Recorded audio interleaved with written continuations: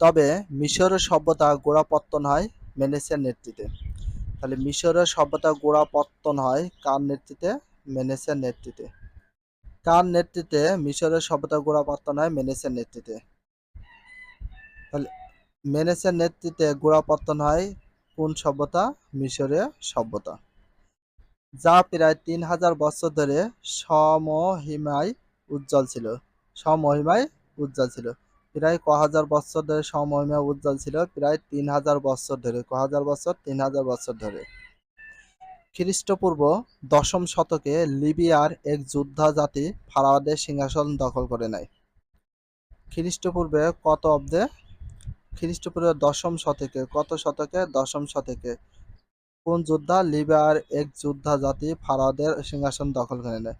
তাহলে ফারাওদের সিংহাসন দখল করে নেয় কারা? লিবিয়ার এক যোদ্ধা জাতি। লিবিয়ার এক যোদ্ধা জাতিরা ফারাওদের সিংহাসন দখল করে নেয় কারা? লিবিয়ার এক যোদ্ধা জাতি। আর লিবিয়ার এক যোদ্ধা জাতি ফারাওদের সিংহাসন দখল করে নেয় কত শতকে?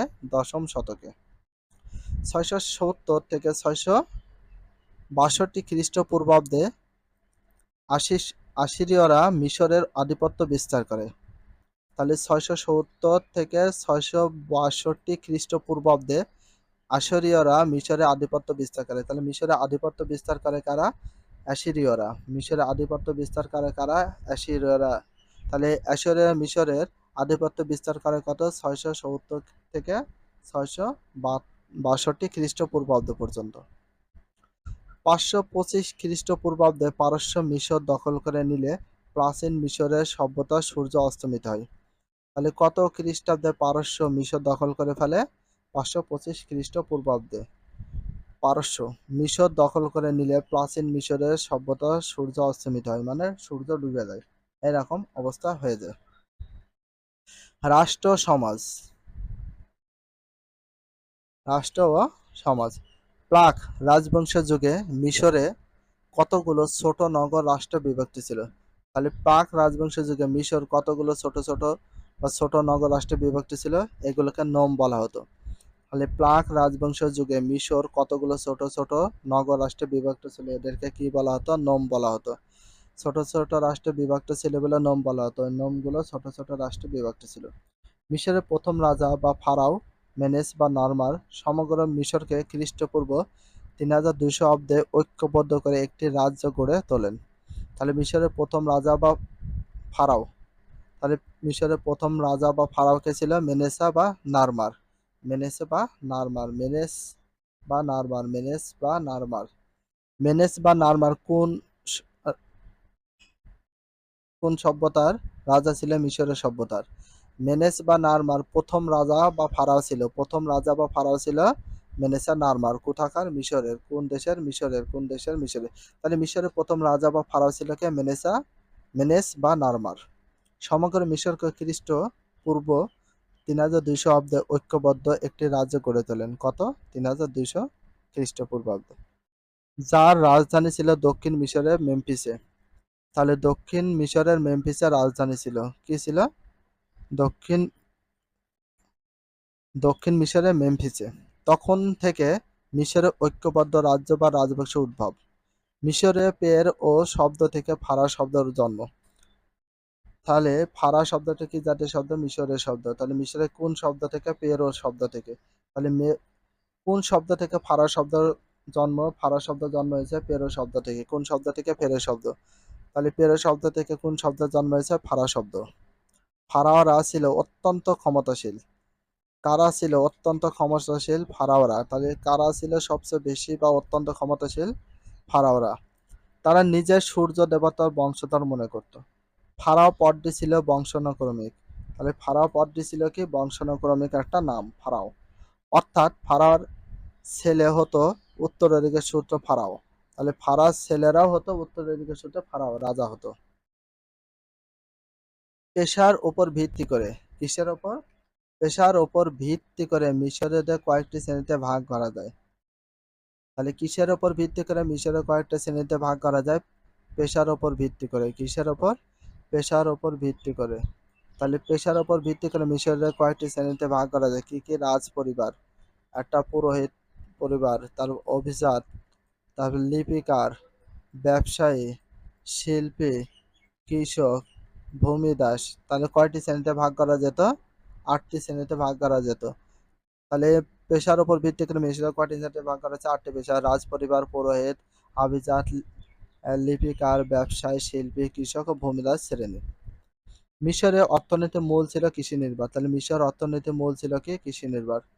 তাহলে অর্থনীতির মূল ছিল কৃষি নির্ভর কোন দেশে? মিশরের। কোন দেশে? মিশরের।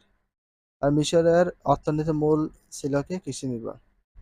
উৎপাদিত ফসলের মধ্যে উল্লেখযোগ্য ছিল, মানে উৎপাদিত তার ফসল ছিল তাদের, উৎপাদিত ফসল মধ্যে সবচেয়ে উল্লেখযোগ্য ছিল কি কি জানো? ছিল গম, যব, তুলা, পেঁয়াজ, পিচ ফল ইত্যাদি। ব্যবসা বাণিজ্যে মিশর ছিল অগ্রগামী। মিশরের উৎপাদিত গম, লিনেন, কাপড় ও মাটির পাত্র ক্রিট, ফিনিশিয়া, ফিলিস্তিন, সিরিয়ার রপ্তানি হতো। বিভিন্ন দেশ থেকে মিশরীয় স্বর্ণ, রৌপ্য, হাতিয়ার, দাঁত, কাঠ ইত্যাদি আমদানি হতো। তাহলে মিশররা বিভিন্ন দেশ থেকে, বিশেষ করে মিশরেরা রৌপ্য মানে রূপা, হাতির দাঁত এবং কাঠ ইত্যাদি আমদানি করতো। কারা? মিশরীয়রা। তো নীল নদ সম্পর্কে আমরা একটু আলোচনা করব। নীল নদ, মিশরের নীল নদের উৎপত্তি আফ্রিকা লেক ভিক্টোরিয়া থেকে। তাহলে মিশরের নীল নদের উৎপত্তি হয়েছে কোথা থেকে? আফ্রিকা লেক ভিক্টোরিয়া থেকে। আফ্রিকা লেক ভিক্টোরিয়া থেকে উৎপত্তি হয়েছে।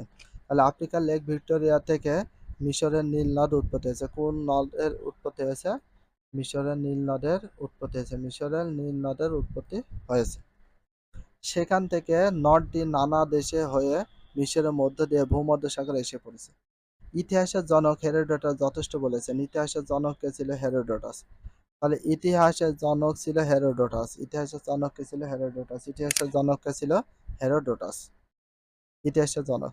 মিশর নীল নদের দান, তাহলে মিশর নীল নদের দান কে বলেছে?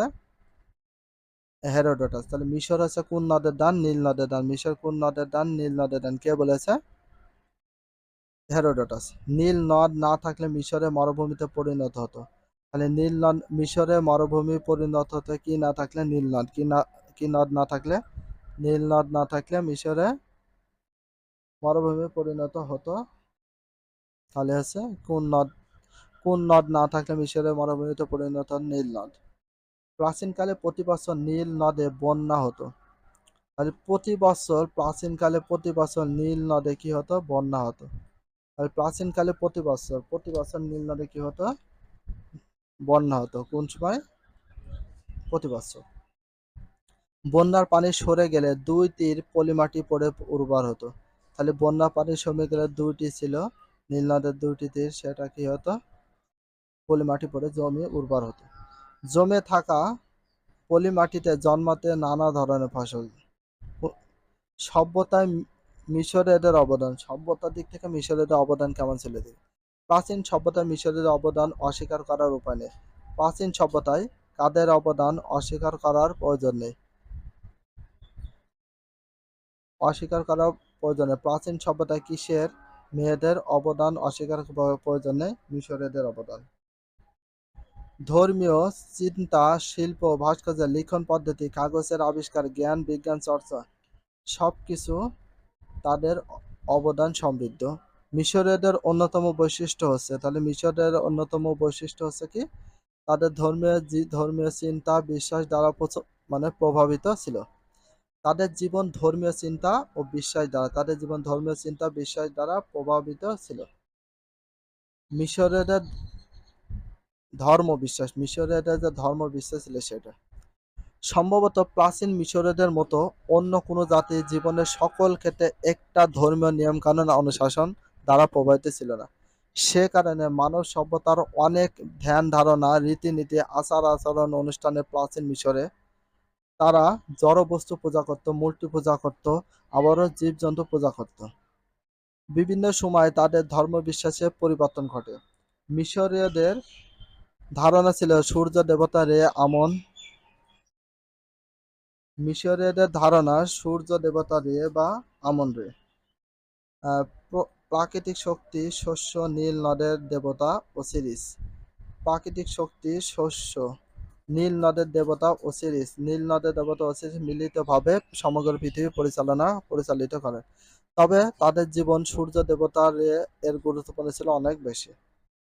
একক কাজ: মিশরে উৎপাদিত ফসল ও আমদানিকৃত পণ্য স্টক তৈরি করো।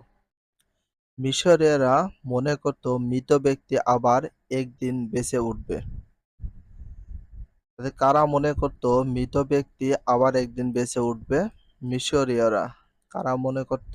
মিশরীয়রা মনে করত মৃত ব্যক্তি একদিন বেঁচে উঠবে। সে কারণে দেহকে তাজা রাখার জন্য তারা মমি করে রাখত। সে কারণে দেহকে তাজা করে রাখার জন্য তারা কি করে রাখত? মমি করে রাখত।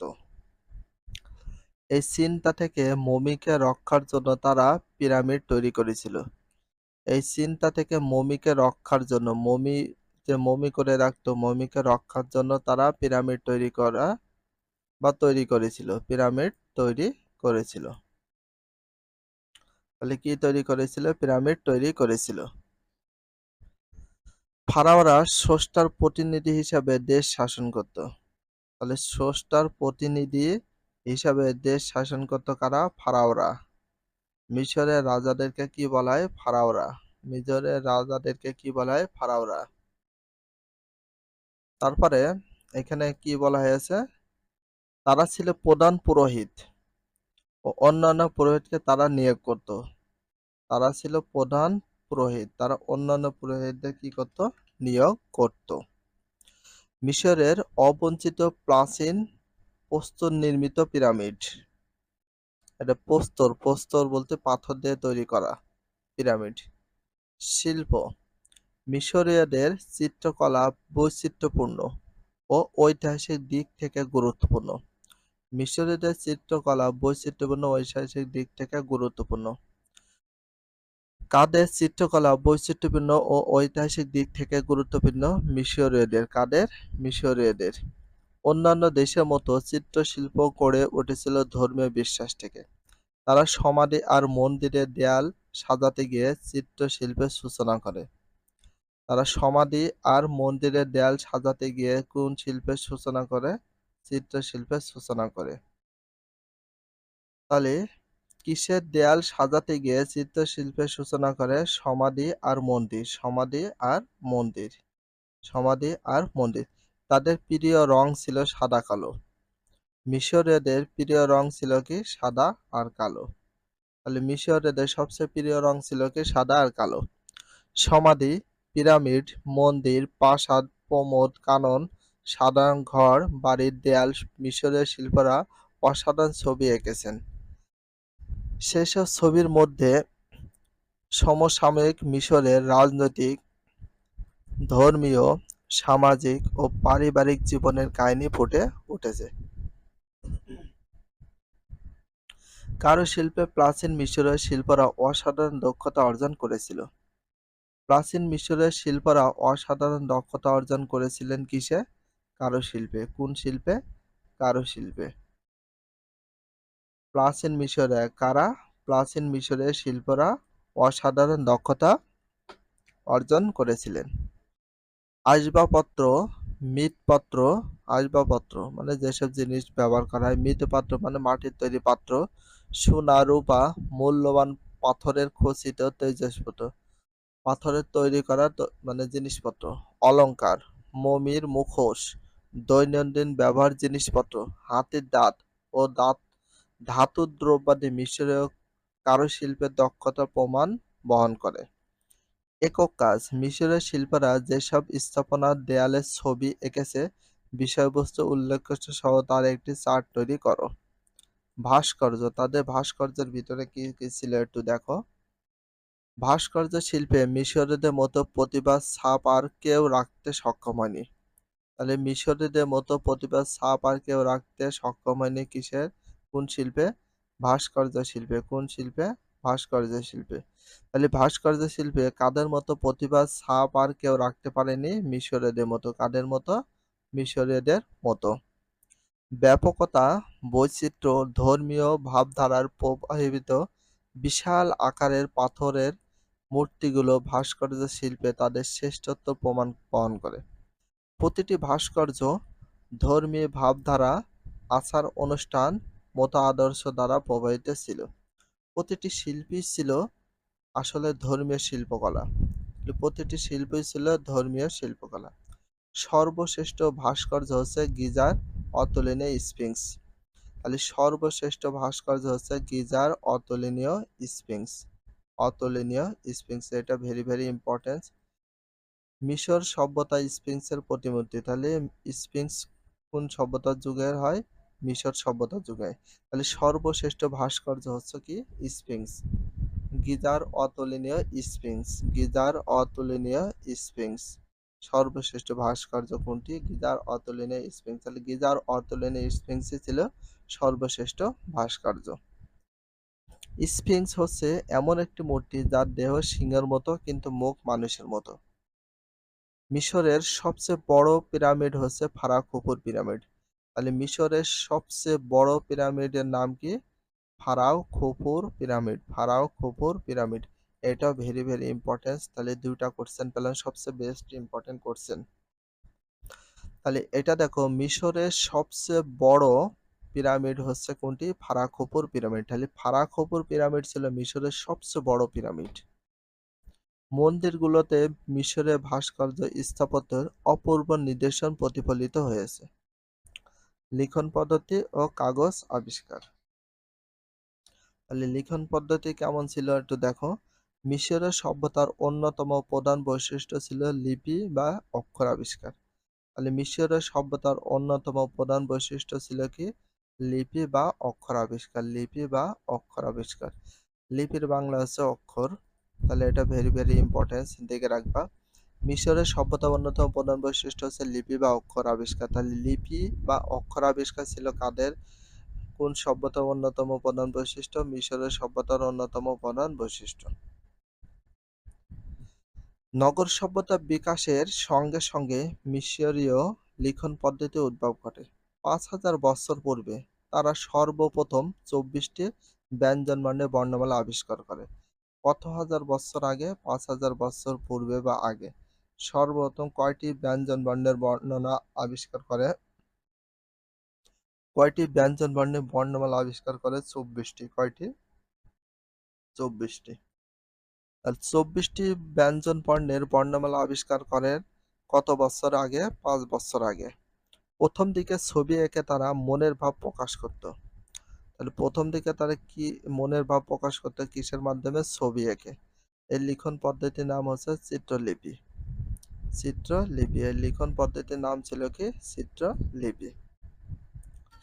স্পার্টানদের জীবন স্পার্টা রক্ষার জন্য নিয়োজিত ছিল। তাহলে স্পার্টানদের জীবন কি রক্ষার জন্য নিয়োজিত ছিল? স্পার্টা রক্ষার জন্য নিয়োজিত ছিল। স্পার্টার সমাজ তৈরি হয়েছিল যুদ্ধের প্রয়োজনকে ঘিরে। তাহলে স্পার্টার সমাজ তৈরি হয়েছিল কিসের প্রয়োজনকে ঘিরে? যুদ্ধের প্রয়োজনকে ঘিরে। তাহলে যুদ্ধের প্রয়োজনকে ঘিরে স্পার্টার সমাজ প্রয়োজনকে ঘিরে নিয়োজিত হয়েছিল। তাহলে কার সমাজ তৈরি হয়েছিল যুদ্ধের প্রয়োজনকে ঘিরে? স্পার্টার সমাজকে ঘিরে। সরকারের মূল উদ্দেশ্য ছিল যুদ্ধের জন্য নাগরিকদের প্রস্তুত করা ও যুদ্ধ পরিচালনা করা। তাহলে সরকারের মূল উদ্দেশ্য ছিল যুদ্ধের জন্য নাগরিকদের প্রস্তুত করা। যুদ্ধের জন্য নাগরিকদের প্রস্তুত করা, যুদ্ধ পরিচালনা করা ছিল সরকারের মূল উদ্দেশ্য। কোন সরকার? স্পার্টা সরকারদের মূল উদ্দেশ্য। সামরিক দিকে অত্যধিক মনোযোগ দেওয়ার কারণে সামাজিক, রাজনৈতিক, অর্থনৈতিক, সাংস্কৃতিক ক্ষেত্রে তারা ছিল অনগ্রসর। তারা সামাজিক দিক থেকে, রাজনৈতিক, অর্থনৈতিক আর সাংস্কৃতিক ক্ষেত্রে তারা ছিল অনগ্রসর, মানে অগ্রসর ছিল না। গণতান্ত্রিক নগররাষ্ট্র অ্যাথেন্স। এই গণতান্ত্রিক নগররাষ্ট্র ছিল কি? অ্যাথেন্স। প্রাচীন গ্রিসে প্রথম গণতন্ত্রের সূচনা হয় অ্যাথেন্সে। গ্রিসে প্রথম গণতন্ত্রের সূচনা হয় অ্যাথেন্সে। তাহলে প্রাচীন গ্রিসে প্রথম গণতন্ত্রের সূচনা হয় কোথায়? অ্যাথেন্সে। এটা ভেরি ভেরি ইম্পর্টেন্স। তাহলে প্রাচীন গ্রিসে প্রথম গণতন্ত্রের সূচনা হয় কোথায়? অ্যাথেন্সে। তবে প্রথম দিকে অ্যাথেন্স ছিল রাজতন্ত্র। তাহলে প্রথম দিকে অ্যাথেন্স কি ছিল? রাজতন্ত্র। পরে হয়ে গিয়েছে গণতন্ত্র। খ্রিস্টপূর্ব ৭ম শতকে রাজতন্ত্রের পরিবর্তে এক ধরনের অভিজাততন্ত্র প্রতিষ্ঠিত হয়। মানে খ্রিস্টপূর্ব সপ্তম শতকে। কত শতকে? সপ্তম শতকে। বলেছে কত কত শতকে? সপ্তম শতকে রাজতন্ত্রের পরিবর্তে এক ধরনের অভিজাততন্ত্র বা অভিজাততন্ত্র প্রতিষ্ঠিত হয় অ্যাথেন্সে। ক্ষমতা চলে আসে অভিজাতদের হাতে। দেশ শাসনের নামে তারা শুধু নিজের স্বার্থই দেখত। ফলে সাধারণ মানুষের মনে ক্ষোভের সৃষ্টি হয়। যদিও তাদের পক্ষে ক্ষমতা দখল করা সম্ভব হয়নি, কিন্তু তাদের নামে কিছু লোক ক্ষমতা হাতে নিয়ে নেয়। তাদের বলা হতো টাইরান্ট। টাইরান্ট বলা হয়। যারা তাদের নামে ক্ষমতা হাতে নিয়েছিল তাদেরকে কি বলা হয়? টাইরান্ট বলা হয়। কি বলা হয়? টাইরান্ট বলা হয়। এটা ভেরি ভেরি ইম্পর্টেন্স দিকে রাখবা। জনগণের মধ্যে অসন্তোষ এবং বঞ্চিত কৃষকদের মধ্যে বিদ্রোহের আশঙ্কা দেখা দেয়।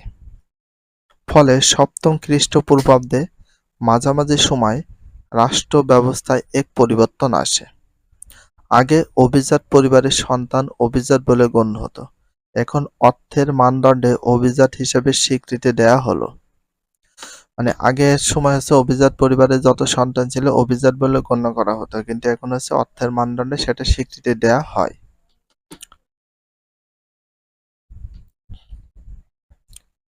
দেশে মারাত্মক সংকটের সময় সব শ্রেণী সর্বসম্মতভাবে কয়েকজনকে সংস্করণের জন্য আহ্বান জানায়। তার মধ্যে সবচেয়ে খ্যাতিমান ছিলেন অভিজাত বংশে জন্ম নেয়া সোলন। তার মধ্যে সবচেয়ে খ্যাতিমান ছিলেন অভিজাত বংশে জন্ম নেয়া সোলন। কে ছিল? সোলন। দেশে মারাত্মক সংকটের সময় সব শ্রেণীর সর্বসম্মতভাবে কয়েকজনকে সংস্কারের জন্য আহ্বান জানায়। তার মধ্যে সবচেয়ে বেশি খ্যাতিমান ছিলেন অভিজাত বংশে জন্ম নেয়া সোলন। তিনি কিছু নতুন আইন প্রণয়ন করেন এবং গ্রিক আইনে কঠোরতা হ্রাস করেন। তিনি ঋণ থেকে কৃষকদের মুক্ত করার জন্য আইন পাশ করেন। কৃষকদের যত ঋণ-টিন ছিল সবগুলো মুক্ত করার জন্য আইন পাশ করেন কে? সোলন।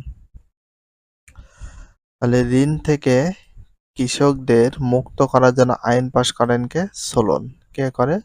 সোলন। তার সময় অনেক অর্থনৈতিক সংস্কার করা হয়। সোলনের পর জন্মের কল্যাণে তাদের অধিকার দেওয়ার জন্য এগিয়ে আসেন পিসিস্ট্রাটাস ও ক্লিসথেনিস। বলে সোলনের পর জনগণের কল্যাণে তাদের অধিকার দেওয়ার জন্য এগিয়ে আসেন দুইজন। কয়জন এগিয়ে আসে? দুইজন। একটা হচ্ছে পিসিস্ট্রেটাস, একজন হচ্ছে পিসিস্ট্রেটাস পিসিস্ট্রেটাস আর একজন হচ্ছে ক্লিসথেনিস। আর একজনের নাম কি? ক্লিসথেনিস।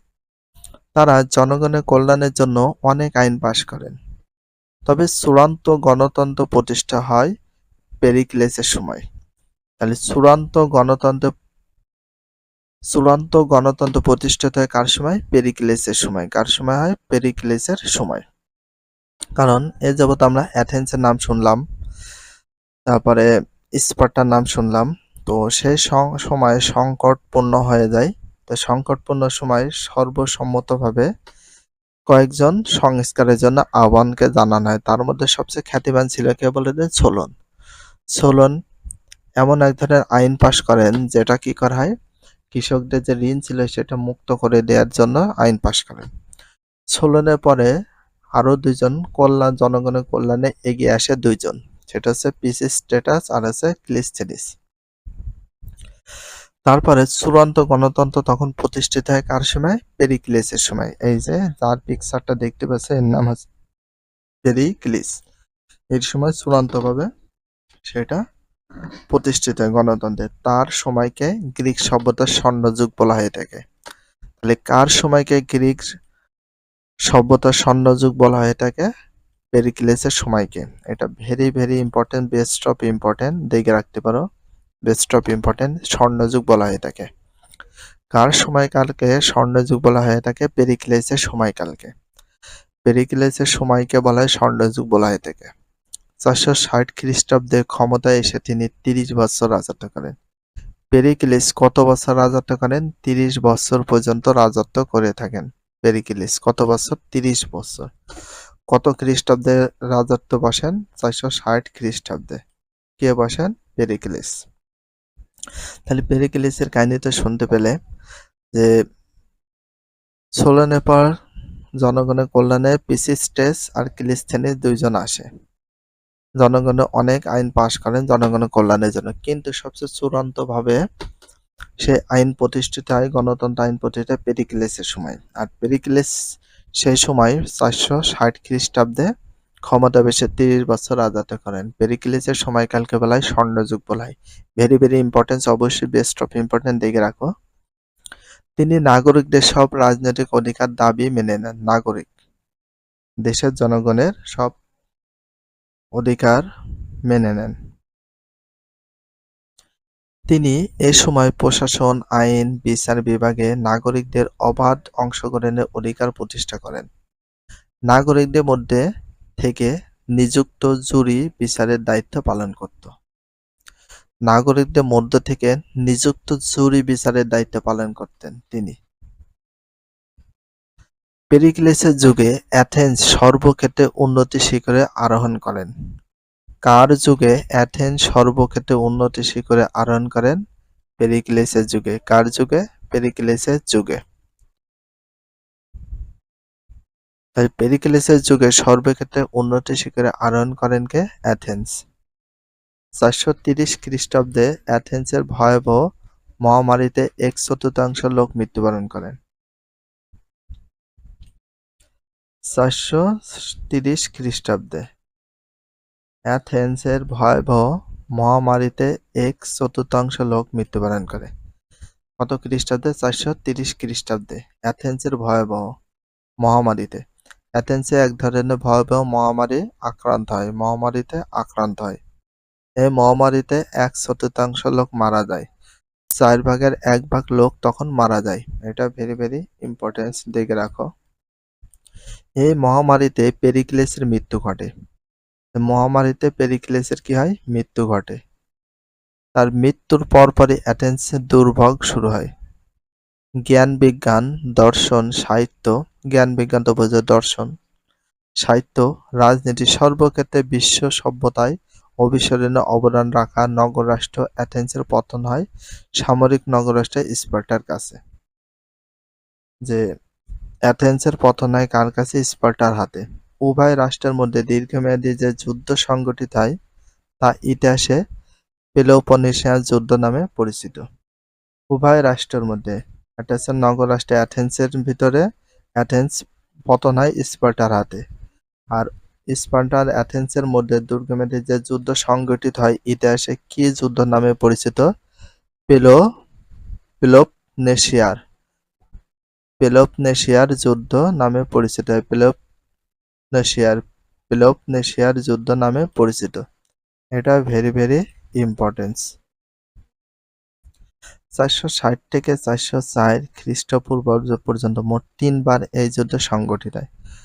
পেলোপনেশিয়ার যুদ্ধ কতবার সংঘটিত হয়? 3 বার যুদ্ধ সংঘটিত হয় পেলোপনেশিয়ার।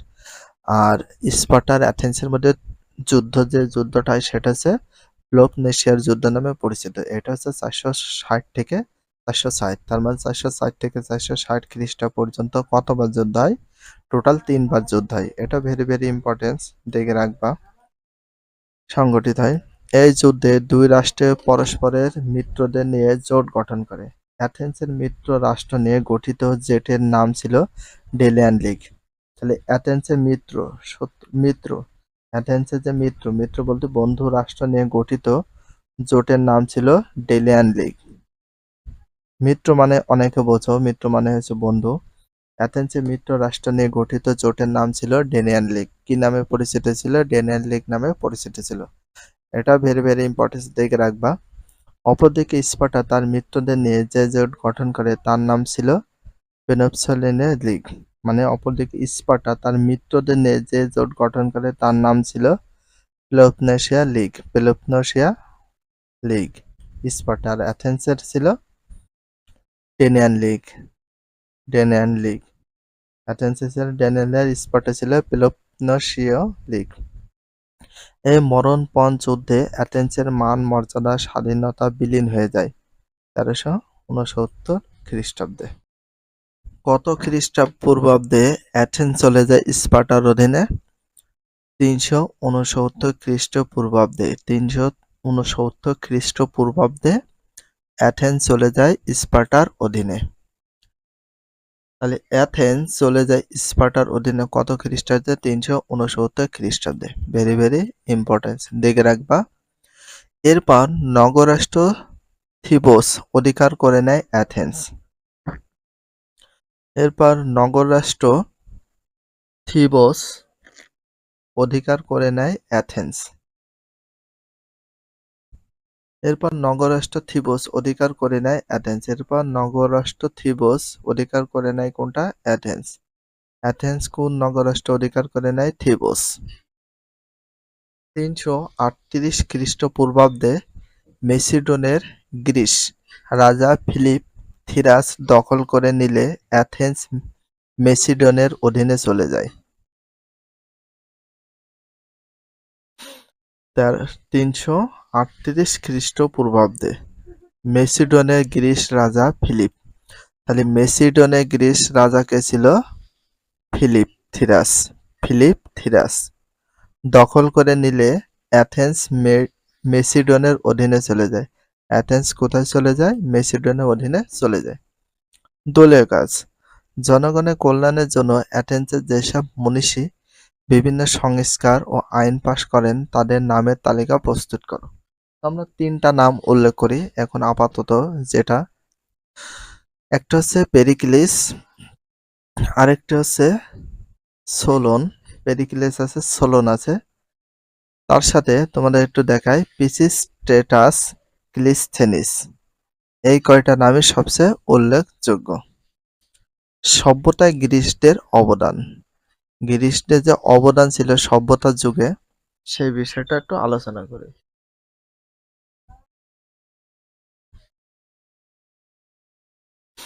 ভৌগোলিক কারণে গ্রিক নগর রাষ্ট্রগুলো একে অপরের থেকে বিচ্ছিন্ন হয়ে থাকলেও তাদের সংস্কৃতি ছিল অভিন্ন। তার মানে ভৌগোলিক কারণে গ্রিকের যে নগর মানে শহর ছিল, রাষ্ট্রগুলো একে অপরের থেকে বিচ্ছিন্ন হয়ে থাকলেও তাদের সংস্কৃতি ছিল অভিন্ন। রাজনৈতিক অনৈক্য থাকা সত্ত্বেও তারা রাজনৈতিক অনৈক্য মানে ঐক্য ছিল না, অনৈক্য থাকা সত্ত্বেও তারা একই সাংস্কৃতিক ঐতিহ্যের উত্তরাধিকার বলে মনে করত। তাদের ভাষা, ধর্ম, সাহিত্য, খেলাধুলা সবকিছু এক সংস্কৃতির বন্ধনে আবদ্ধ করে রেখেছিল। তাদের ভাষা, ধর্ম, সাহিত্য, খেলাধুলা সবকিছু এক সংস্কৃতির বন্ধনে আবদ্ধ করে রেখেছিল গ্রিক সভ্যতা। এই সংস্কৃতির বিভিন্ন ক্ষেত্রে মূল অবদান ছিল অ্যাথেন্সের। তাহলে এই সংস্কৃতির বিভিন্ন ক্ষেত্রে মূল অবদান কাদের ছিল? অ্যাথেন্সের। তাহলে এখানে যে মূল অবদানটা ছিল গ্রিক সভ্যতার অবদান ছিল মূল হচ্ছে অ্যাথেন্সের। আর এই সংস্কৃতির নাম হচ্ছে হেলেনীয় সংস্কৃতি। অ্যাথেন্স যে সংস্কৃতি তৈরি করে গিয়েছিল সেটার নাম হচ্ছে হেলেনীয় সংস্কৃতি। যে সংস্কৃতি তৈরি করে গিয়েছিল সেটার নাম হচ্ছে হেলেনীয় সংস্কৃতি। শিক্ষা। শিক্ষা সম্পর্কে গ্রিক জ্ঞানী-গুণীরা বিভিন্ন ধারণা পোষণ করতেন। তারা নৈতিক, ধর্মীয় শিক্ষার প্রতি গুরুত্ব দিয়েছেন। তাদের কেউ কেউ মনে করতেন সুশিক্ষিত নাগরিকের হাতেই শাসনভার দেওয়া উচিত। সরকারের চাহিদা, লক্ষ্য অনুযায়ী শিক্ষা ব্যবস্থা থাকা উচিত। সরকারের যে চাহিদা বা লক্ষ্য অনুযায়ী কি থাকা উচিত? শিক্ষা ব্যবস্থা থাকা উচিত। শিক্ষার মূল উদ্দেশ্য ছিল আনুগত্য বা শৃঙ্খলা শিক্ষা দেওয়া। তাদের যে শিক্ষার একটা মূল উদ্দেশ্য ছিল, সেটার ভিতরে মূল উদ্দেশ্যের ভিতর কি কি আছে দেখো। শিক্ষার মূল উদ্দেশ্য ছিল আনুগত্য ও শৃঙ্খলা শিক্ষা দেওয়া। আনুগত্য, শৃঙ্খলা শিক্ষা দেওয়া। অ্যাথেন্সের আনুগত্য বলতে যে রাজা রয়েছে তার আনুগত্য প্রকাশ করা, মানে তার কথা মতো চলা। আর শৃঙ্খলা শিক্ষা দেওয়া। যাতে শৃঙ্খলা আইনগুলো মেনে চলে, শৃঙ্খলাবদ্ধভাবে থাকে সেই বিষয়ে শিক্ষা দেওয়া। স্বাধীন গ্রিসবাসীরা ছেলেরা 7 বছর বয়স থেকে পাঠশালায় যাওয়া আসা করত। তাহলে স্বাধীন গ্রিসবাসীর ছেলেরা কত বছর বয়স থেকে পাঠশালায় যাওয়া আসা শুরু করেছে? 7 বছর বয়স থেকে। কত বছর? 7 বছর বয়স থেকে। Very very important. ধনী ব্যক্তিদের ছেলেদের 18 বছর পর্যন্ত লেখাপড়া করতে হতো। তাহলে ধনী ব্যক্তিদের ছেলেদের কত বছর পর্যন্ত লেখাপড়া করতে হতো? 18 বছর বয়স পর্যন্ত লেখাপড়া করতে হতো। কত বছর? 18 বছর। কারিগর আর কৃষকদের ছেলের প্রাথমিক শিক্ষা পেত। কারিগর আর কৃষকের ছেলেরা কেমন শিক্ষা পেত? কারিগর আর কৃষকদের ছেলেরা প্রাথমিক শিক্ষা, যেটা আমরা 1 থেকে 5 পর্যন্ত বলতে পারি। দাসদের সন্তানের জন্য বিদ্যালয়ে যাওয়া নিষিদ্ধ ছিল। মেয়েরাও কোনো প্রতিষ্ঠানে গিয়ে লেখাপড়া করতে পারত না। এতটাই অরাজকতা ছিল তখনকার সময়। তো দলীয় কাজ হিসাবে এখানে বলা হয়েছে ছকটা পূরণ করো। অ্যাথেন্সের নাগরিকদের কল্যাণে কে কি করেন? অ্যাথেন্সের নাগরিকদের কল্যাণে কে কি করেন একটু মন দিয়ে শোনো। সোলন। সোলন সবচেয়ে ভালো একটা কাজ করে, সেটা হচ্ছে কৃষকদের যে ঋণ ছিল সেই ঋণ থেকে মুক্তি দেয়। তাহলে আমরা এখানে লিখতে পারি 1 নম্বর, কৃষকদের ঋণ থেকে মুক্তি প্রদান করে আইন পাশ করেন। কৃষকদের ঋণ থেকে মুক্তি প্রদানের জন্য আইন পাশ করেন। হইল। আর প্যারিক্লিসের নাগরিকদের কল্যাণে কে কি করেন? প্যারিক্লিস। প্যারিক্লিস কি করে একটু বলি। প্যারিক্লিস ছিল সোলনের পরে কল্যাণের জন্য এগিয়ে আসে 2 জন। তাদের 2 জনের পরে প্যারিক্লিস অ্যাথেন্স রাজত্ব বহন করেন। তার সময়টাকে, প্যারিক্লিসের সময়টাকে বলা হয় স্বর্ণযুগ বলা হয়। সেই সময় প্রজাদের কল্যাণের জন্য, নাগরিকদের অধিকার আদায়ের জন্য কে কি করেছে একটু দেখাই তোমাদের। এই যে প্যারিক্লিসের দেখো, তিনি নাগরিকদের সব রাজনৈতিক অধিকার দাবি মেনে নেন। যত ধরনের রাজনৈতিক দাবি ছিল সবগুলো কিন্তু মেনে নেয়। তার ভিতর আর কি মেনে নেয় সেই বিষয়টা তোমাদের বলি। যে নাগরিকদের যে দাবি দেওয়া ছিল সামাজিক, রাজনৈতিক, অর্থনীতি, সেইগুলো সবকিছু মেনে নিয়ে তাদের আন্ডারে কাজ করত বা তাদের নিয়ে কাজ করে। পেরিক্লিসের এইটাই। তাছাড়া তার মূল যে নাগরিক কল্যাণে কি করবে সেটা কিন্তু উদ্দেশ্য ছিল না। যেমন সোলন হচ্ছে কৃষকদের ঋণ থেকে মুক্তি প্রদানের জন্য আইন পাশ করে। সাহিত্য। সাহিত্য ক্ষেত্রে প্রাচীন গ্রিসের সৃষ্টি আজও মানব সমাজ মূল্যবান সম্পদ। সাহিত্য ক্ষেত্রে প্রাচীন গ্রিসের সৃষ্টি আজও মানব সমাজে মূল্যবান সম্পদ। তাহলে আজও মানব সমাজে মূল্যবান সম্পদ হিসাবে রয়েছে কোনটা? গ্রিসের কি? সাহিত্য। সাহিত্য ক্ষেত্রে প্রাচীন গ্রিসের সৃষ্টি আজও মানব সমাজে মূল্যবান সম্পদ কোনটা? সাহিত্য। হোমারের ইলিয়ড ও ওডিসি মহাকাব্য তার অপূর্ব নিদর্শন। ইলিয়াড আর ওডিসি। ইলিয়াড আর ওডিসি মহাকাব্যটি কে নির্মাণ করেন বা কে লেখেন? হোমার। এটা ভেরি ভেরি বা বেস্ট অফ ইম্পর্টেন্ট হিসেবে আন্ডারলাইন করে দেখো। ইলিয়ড ও ওডিসি মহাকাব্য তার অপূর্ব নিদর্শন। ইলিয়াড আর ওডিসি কে তৈরি করেছিল? গ্রন্থটি কার লেখা? হোমারের।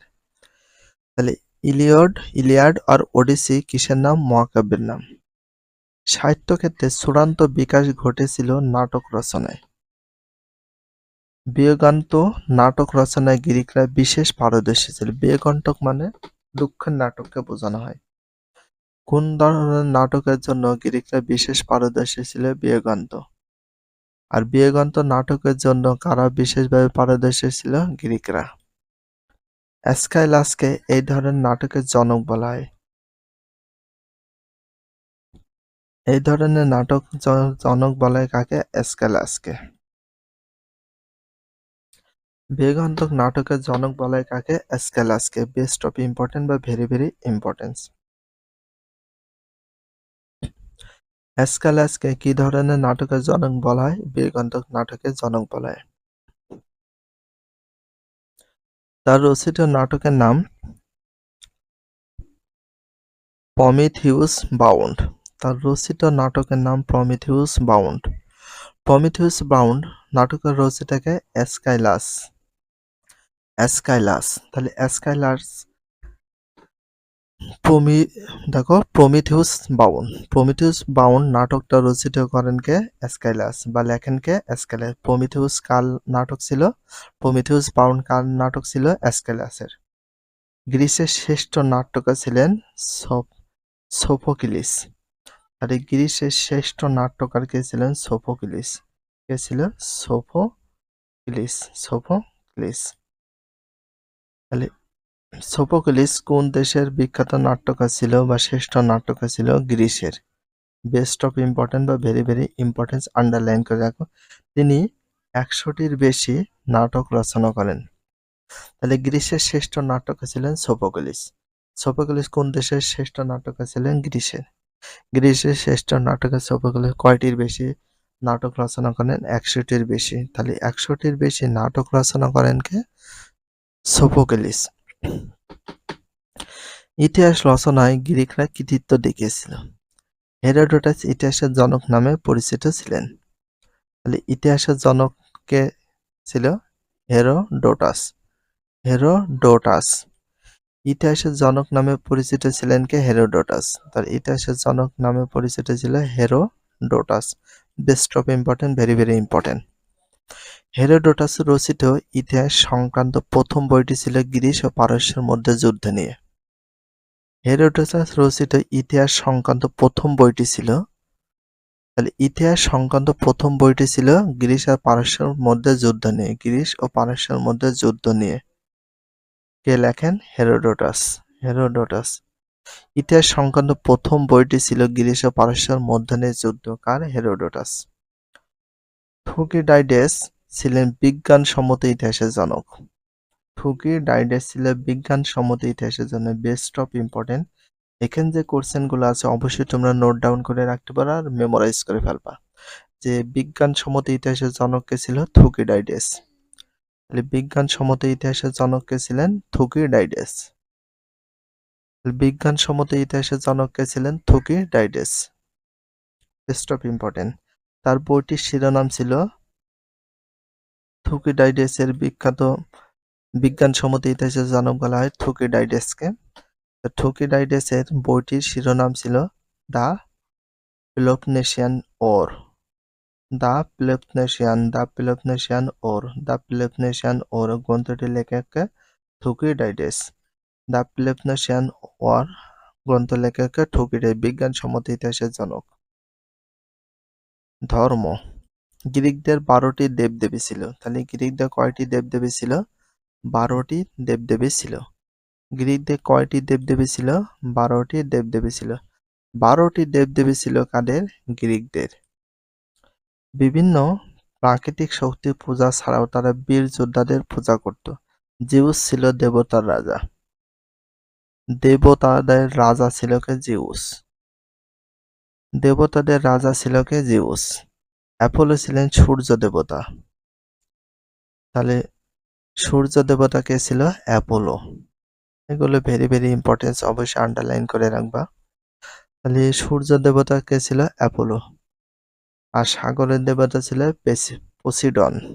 সাগরের দেবতা ছিল পসিডন। সাগরের দেবতা ছিল পসিডন। সূর্যের দেবতা ছিল অ্যাপোলো। আর দেবতাদের রাজা ছিল জিউস। দেবতাদের রাজা ছিল কে?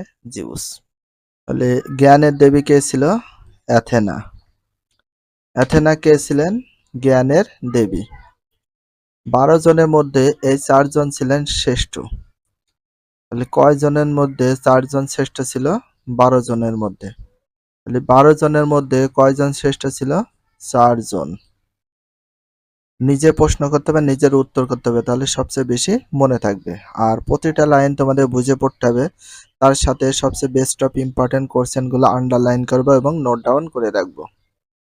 রাষ্ট্রের নির্দেশে পুরোহিতরা ধর্মীয় দায়িত্ব পালন করতেন। কাদের নির্দেশে পুরোহিতরা ধর্মীয় দায়িত্ব পালন করতেন? রাষ্ট্রের নির্দেশে। তাহলে কাদের নির্দেশে পুরোহিতরা ধর্মীয় দায়িত্ব পালন করতেন? রাষ্ট্রের নির্দেশে। আবার রাষ্ট্রের নির্দেশে কারা ধর্মীয় দায়িত্ব পালন করতেন? পুরোহিতরা। দেখো দুইটা প্রশ্ন পেলাম। ডেলোস দ্বীপে অবস্থিত ডেলফির মন্দিরে বিভিন্ন নগর রাষ্ট্রের মানুষ সমবেত হয়ে একসঙ্গে অ্যাপোলো দেবতার পূজা করত। ডেলোস দ্বীপে অবস্থিত ডেলফির মন্দির। ডেলফির মন্দির কোথায় অবস্থিত? ডেলোস দ্বীপে। ডেলফোর মন্দির কোথায় অবস্থিত? ডেলোস দ্বীপে। তাহলে ডেলফির মন্দির কোথায় অবস্থিত? ডেলোস দ্বীপে। আর ডেলোস দ্বীপে কোন মন্দির অবস্থিত? ডেলফির মন্দির অবস্থিত। বিভিন্ন নগর রাষ্ট্রের মানুষ সমবেত হয়ে একসঙ্গে অ্যাপোলো দেবতার পূজা করত। ডেলফির মন্দিরে সকল মানুষ একসঙ্গে মিলিত হয়ে কার পূজা করত? অ্যাপোলো দেবতার পূজা করত। কোন দেবতার পূজা করত? অ্যাপোলো দেবতার পূজা করত। ভেরি ভেরি ইম্পর্টেন্স, বাট এখানে কোশ্চেনগুলো অনেক বেশি ইম্পর্টেন্স, দেখে নিতে পারো। দার্শনিক চিন্তা ক্ষেত্রে গ্রিসে অভূতপূর্ব উন্নতি হয়েছিল। এখন আমরা দর্শন সম্পর্কে পড়ছি। পৃথিবী কিভাবে সৃষ্টি হয়েছে, প্রতিদিন কিভাবে এর পরিবর্তন ঘটছে, এসব ভাবতে গিয়ে গ্রিসে দর্শন চর্চা সূত্রপাত।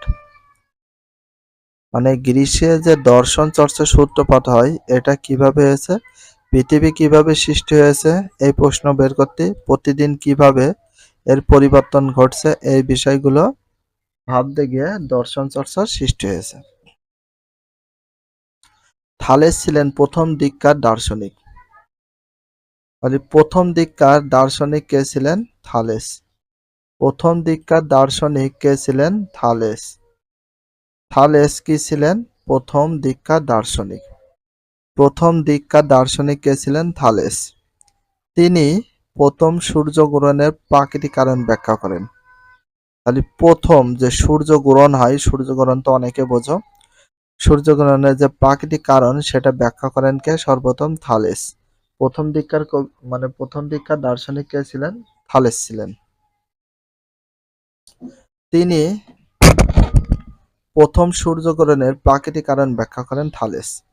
এরপর গ্রিসে যুক্তিবাদী দার্শনিকের আবির্ভাব ঘটে। অনেক যুক্তিবাদী তখন দার্শনিকদের আবির্ভাব ঘটে, তাদের বলা হতো সফিস্ট।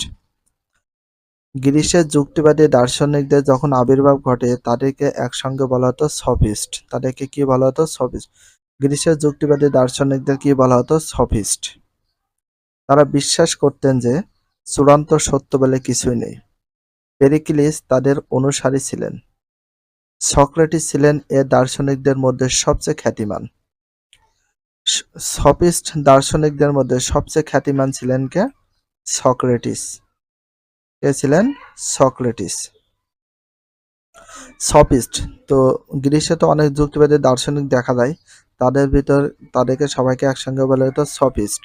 আর সফিস্ট বলতে সফিস্টের ভিতরে সবচেয়ে ভালো দার্শনিক ছিল, সবচেয়ে খ্যাতিমান দার্শনিক ছিল হচ্ছে সক্রেটিস। এটা ভেরি ভেরি ইম্পর্টেন্স, দেখে নিতে পারো। তার শিক্ষার মূল দিক ছিল আদর্শ রাষ্ট্র ও সৎ নাগরিক গড়ে তোলা। সক্রেটিসের এটা মূল উদ্দেশ্য ছিল, আদর্শ একটা রাষ্ট্র গড়তে হবে এবং নাগরিক গড়ে তুলতে হবে। অন্যায়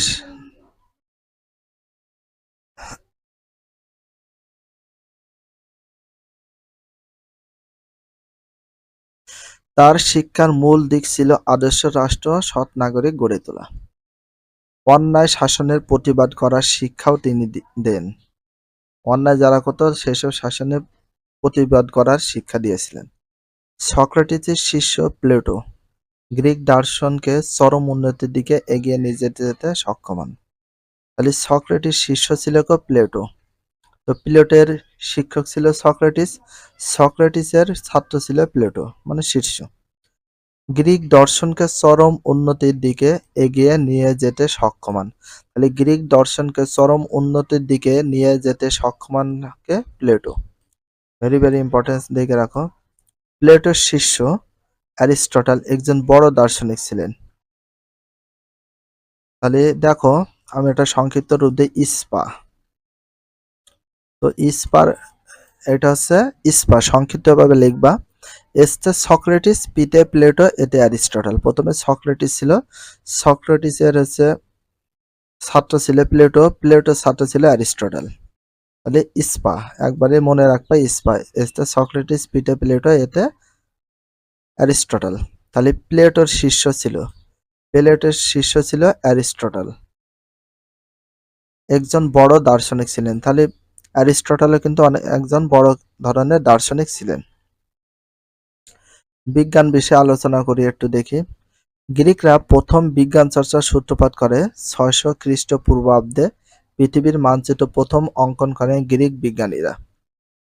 গ্রিকরা প্রথম বিজ্ঞান চর্চার সূত্রপাত করে কত খ্রিস্টাব্দে? 600 খ্রিস্টাব্দে। এটা ভেরি ভেরি ইম্পর্টেন্ট, দেখে রাখবা। গ্রিকরা প্রথম বিজ্ঞান চর্চার সূত্রপাত করে কত সালে? 600 খ্রিস্টাব্দে। প্রথম বিজ্ঞান চর্চার সূত্রপাত করে 600 খ্রিস্টাব্দে কারা? গ্রিকরা। পৃথিবীর মানচিত্র প্রথম অঙ্কন করেন কারা? গ্রিক বিজ্ঞানীরা।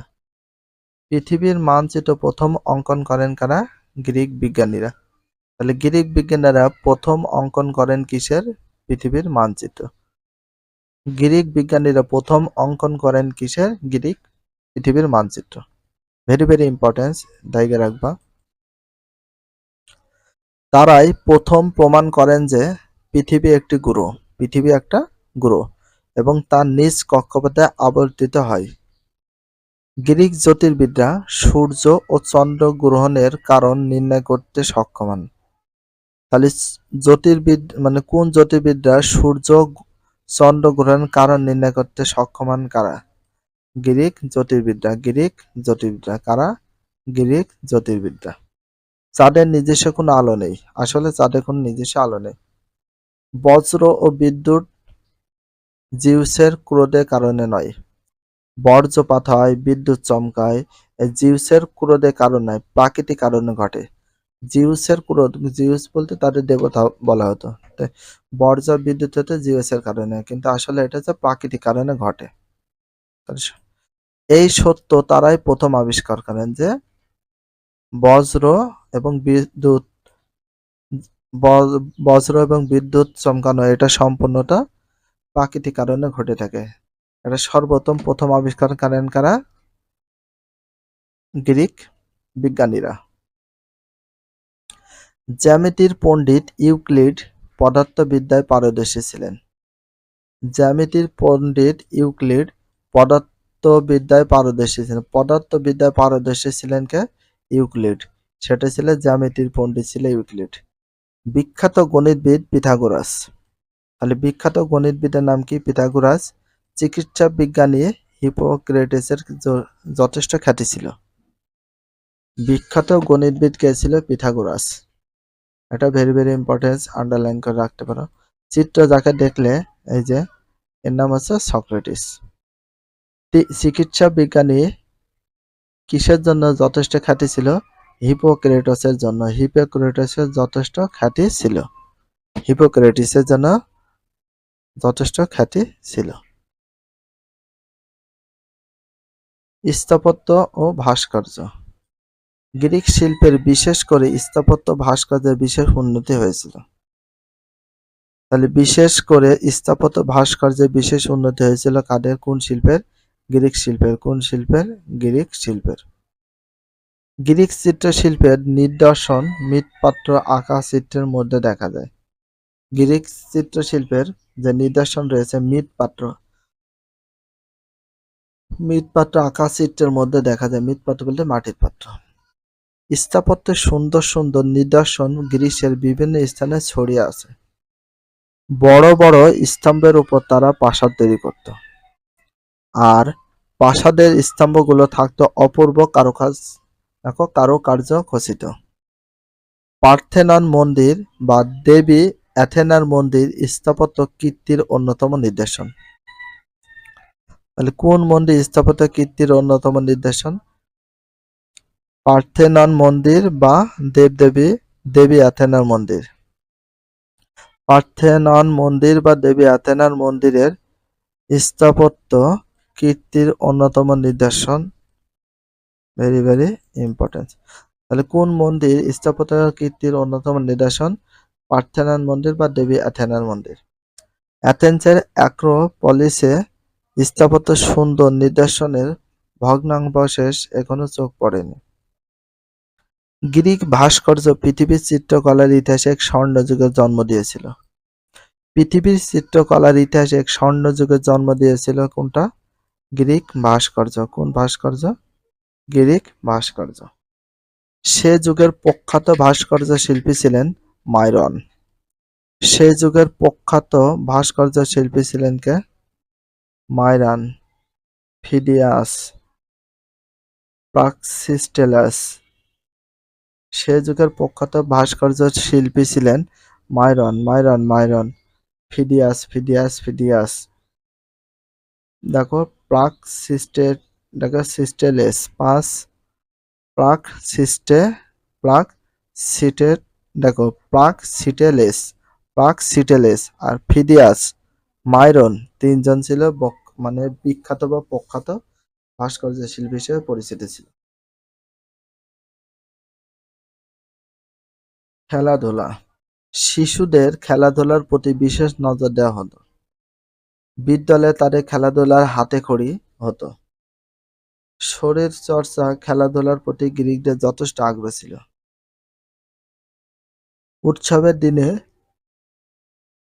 উৎসবের দিনে গ্রীষ্মে নানা ধরনের ক্রীড়া প্রতিযোগিতা হতো। মানে কোন দিনে গ্রীষ্মে নানা ধরনের ক্রীড়া প্রতিযোগিতা হতো? উৎসবের দিনে। কোন দিনে? উৎসবের দিনে। এর মধ্যে সবচেয়ে বিখ্যাত ছিল দেবতা জিউসের সম্মানে অনুষ্ঠিত প্রতিযোগিতা। এর মধ্যে সবচেয়ে বিখ্যাত ছিল দেবতা জিউসের সম্মানে অনুষ্ঠিত প্রতিযোগিতা। অলিম্পিক ক্রীড়া প্রতিযোগিতায় গ্রীসের শ্রেষ্ঠ ক্রীড়াবিদরা অংশ নিত। অলিম্পিক ক্রীড়া প্রতিযোগিতায় গ্রীসের শ্রেষ্ঠ ক্রীড়াবিদরা অংশ নিত। অলিম্পিক ক্রীড়া প্রতিযোগিতায় কারা অংশ নিত? গ্রীসের শ্রেষ্ঠ ক্রীড়াবিদরা অংশ নিত। সবচেয়ে যারা ভালো খেলা খেলতো তারা এই খেলায় অংশ নিত। এতে কি কি খেলা ছিল অলিম্পিকে? দৌড়ঝাঁপ, মল্লযুদ্ধ, চাকা নিক্ষেপ, এগুলো সব বোঝো। বর্ষা ছোড়া, মুষ্টিযুদ্ধ মানে বক্সিং, দৌড়ঝাঁপ যেটাকে আমরা লং জাম্প বলি, মল্লযুদ্ধ, মল্ল খেলা অনেকে বুঝেছো। চাকা নিক্ষেপে জানো যেটাকে আমরা লৌহ গোলকের বিপরীত চাকা নিক্ষেপ আছে। বর্ষা ছোড়া, তীর ছোড়ার মতো, মুষ্টিযুদ্ধ বক্সিং খেলার মতো ইত্যাদি বিষয় প্রতিযোগিতার ব্যবস্থা থাকতো। বিজয়ীদের জলপাই গাছের ডাল পাতায় তৈরি মালা দিয়ে পুরস্কার করা হতো। বিজয়ীদের কোন গাছের ডাল পাতায় তৈরি মালা দিয়ে পুরস্কার করা হতো? বিজয়ীদের জলপাই গাছের ডাল বা পাতার তৈরি মালা দিয়ে পুরস্কৃত করা হতো। প্রতি 4 বছর পর পর এই খেলা অনুষ্ঠিত হয়। অলিম্পিক খেলা কত বছর পর পর অনুষ্ঠিত হয়? 4 বছর পর পর অনুষ্ঠিত হয়। আর এই খেলায় যারা বিজয় হতো তাদেরকে কি দেয়া হতো? জলপাই গাছের ডাল বা পাতার তৈরি মালা দিয়ে পুরস্কার করা হতো। এই খেলায় বিভিন্ন নগররাষ্ট্রের খেলোয়াড়রা অংশ নিত। এই খেলাকে ঘিরে গ্রিক নগররাষ্ট্রগুলোর মধ্যে শত্রুদের বদলে সৌহার্দ্যপূর্ণ মনোভাব গড়ে ওঠে। একক কাজ, গ্রিক সভ্যতা বিখ্যাত মনীষীর নামের তালিকা প্রস্তুত করো। রোমান সভ্যতা নিয়ে আমরা আলোচনা করব। পটভূমি, রোমান সভ্যতার যে পটভূমি আছে, গ্রিক সভ্যতার অবসানের আগেই ইতালিতে টাইবার নদীর তীরে একটি বিশাল সাম্রাজ্য সভ্যতা গড়ে ওঠে। গ্রিক সভ্যতার অবসানের আগেই ইতালির টাইবার নদীর তীরে, কোন দেশের? ইটালিতে। কোন নদীর তীরে? টাইবার নদীর তীরে একটা বিশাল সাম্রাজ্য ও সভ্যতা গড়ে ওঠে। তাহলে গ্রিক সভ্যতার অবসানের আগেই কোথায়? ইতালিতে। কোন নদীর তীরে? টাইবার নদীর তীরে বিশাল সাম্রাজ্য সভ্যতা গড়ে ওঠে। তাহলে একটি বিশাল সাম্রাজ্য সভ্যতা গড়ে ওঠে কোথায়? ইতালির টাইবার নদীর তীরে। রোমকে কেন্দ্র করে গড়ে ওঠা এই সভ্যতা রোমান সভ্যতা নামে পরিচিত। তাহলে এই সভ্যতা কাকে কেন্দ্র করে গড়ে ওঠে? রোমকে। রোমকে কেন্দ্র করে গড়ে ওঠে, এই জন্য এই সভ্যতার নাম কি দেয়া হয়? রোমান সভ্যতা নামে পরিচিত। রোমকে কেন্দ্র করে যে সভ্যতা গড়ে ওঠে তাকে কি নামে সে কি নামে পরিচিত? রোমান সভ্যতা নামে পরিচিত। Very very important. প্রথম দিকে রোম একজন রাজার শাসনাধীন ছিল।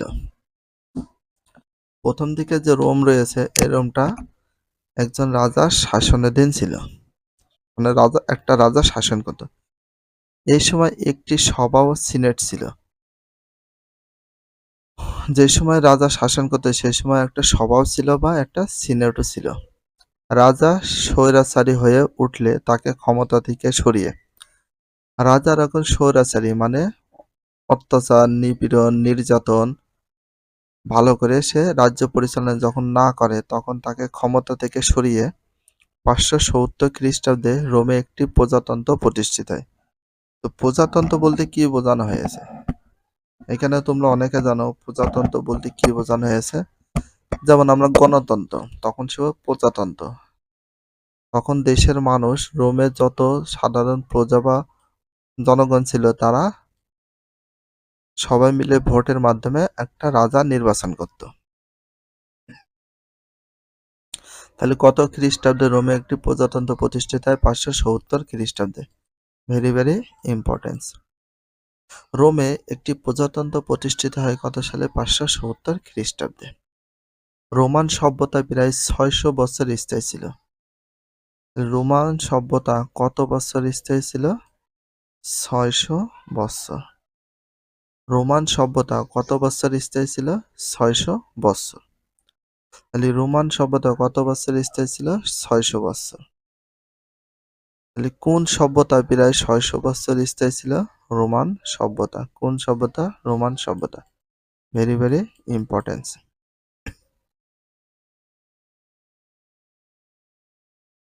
ভৌগোলিক অবস্থান ও সময়কাল।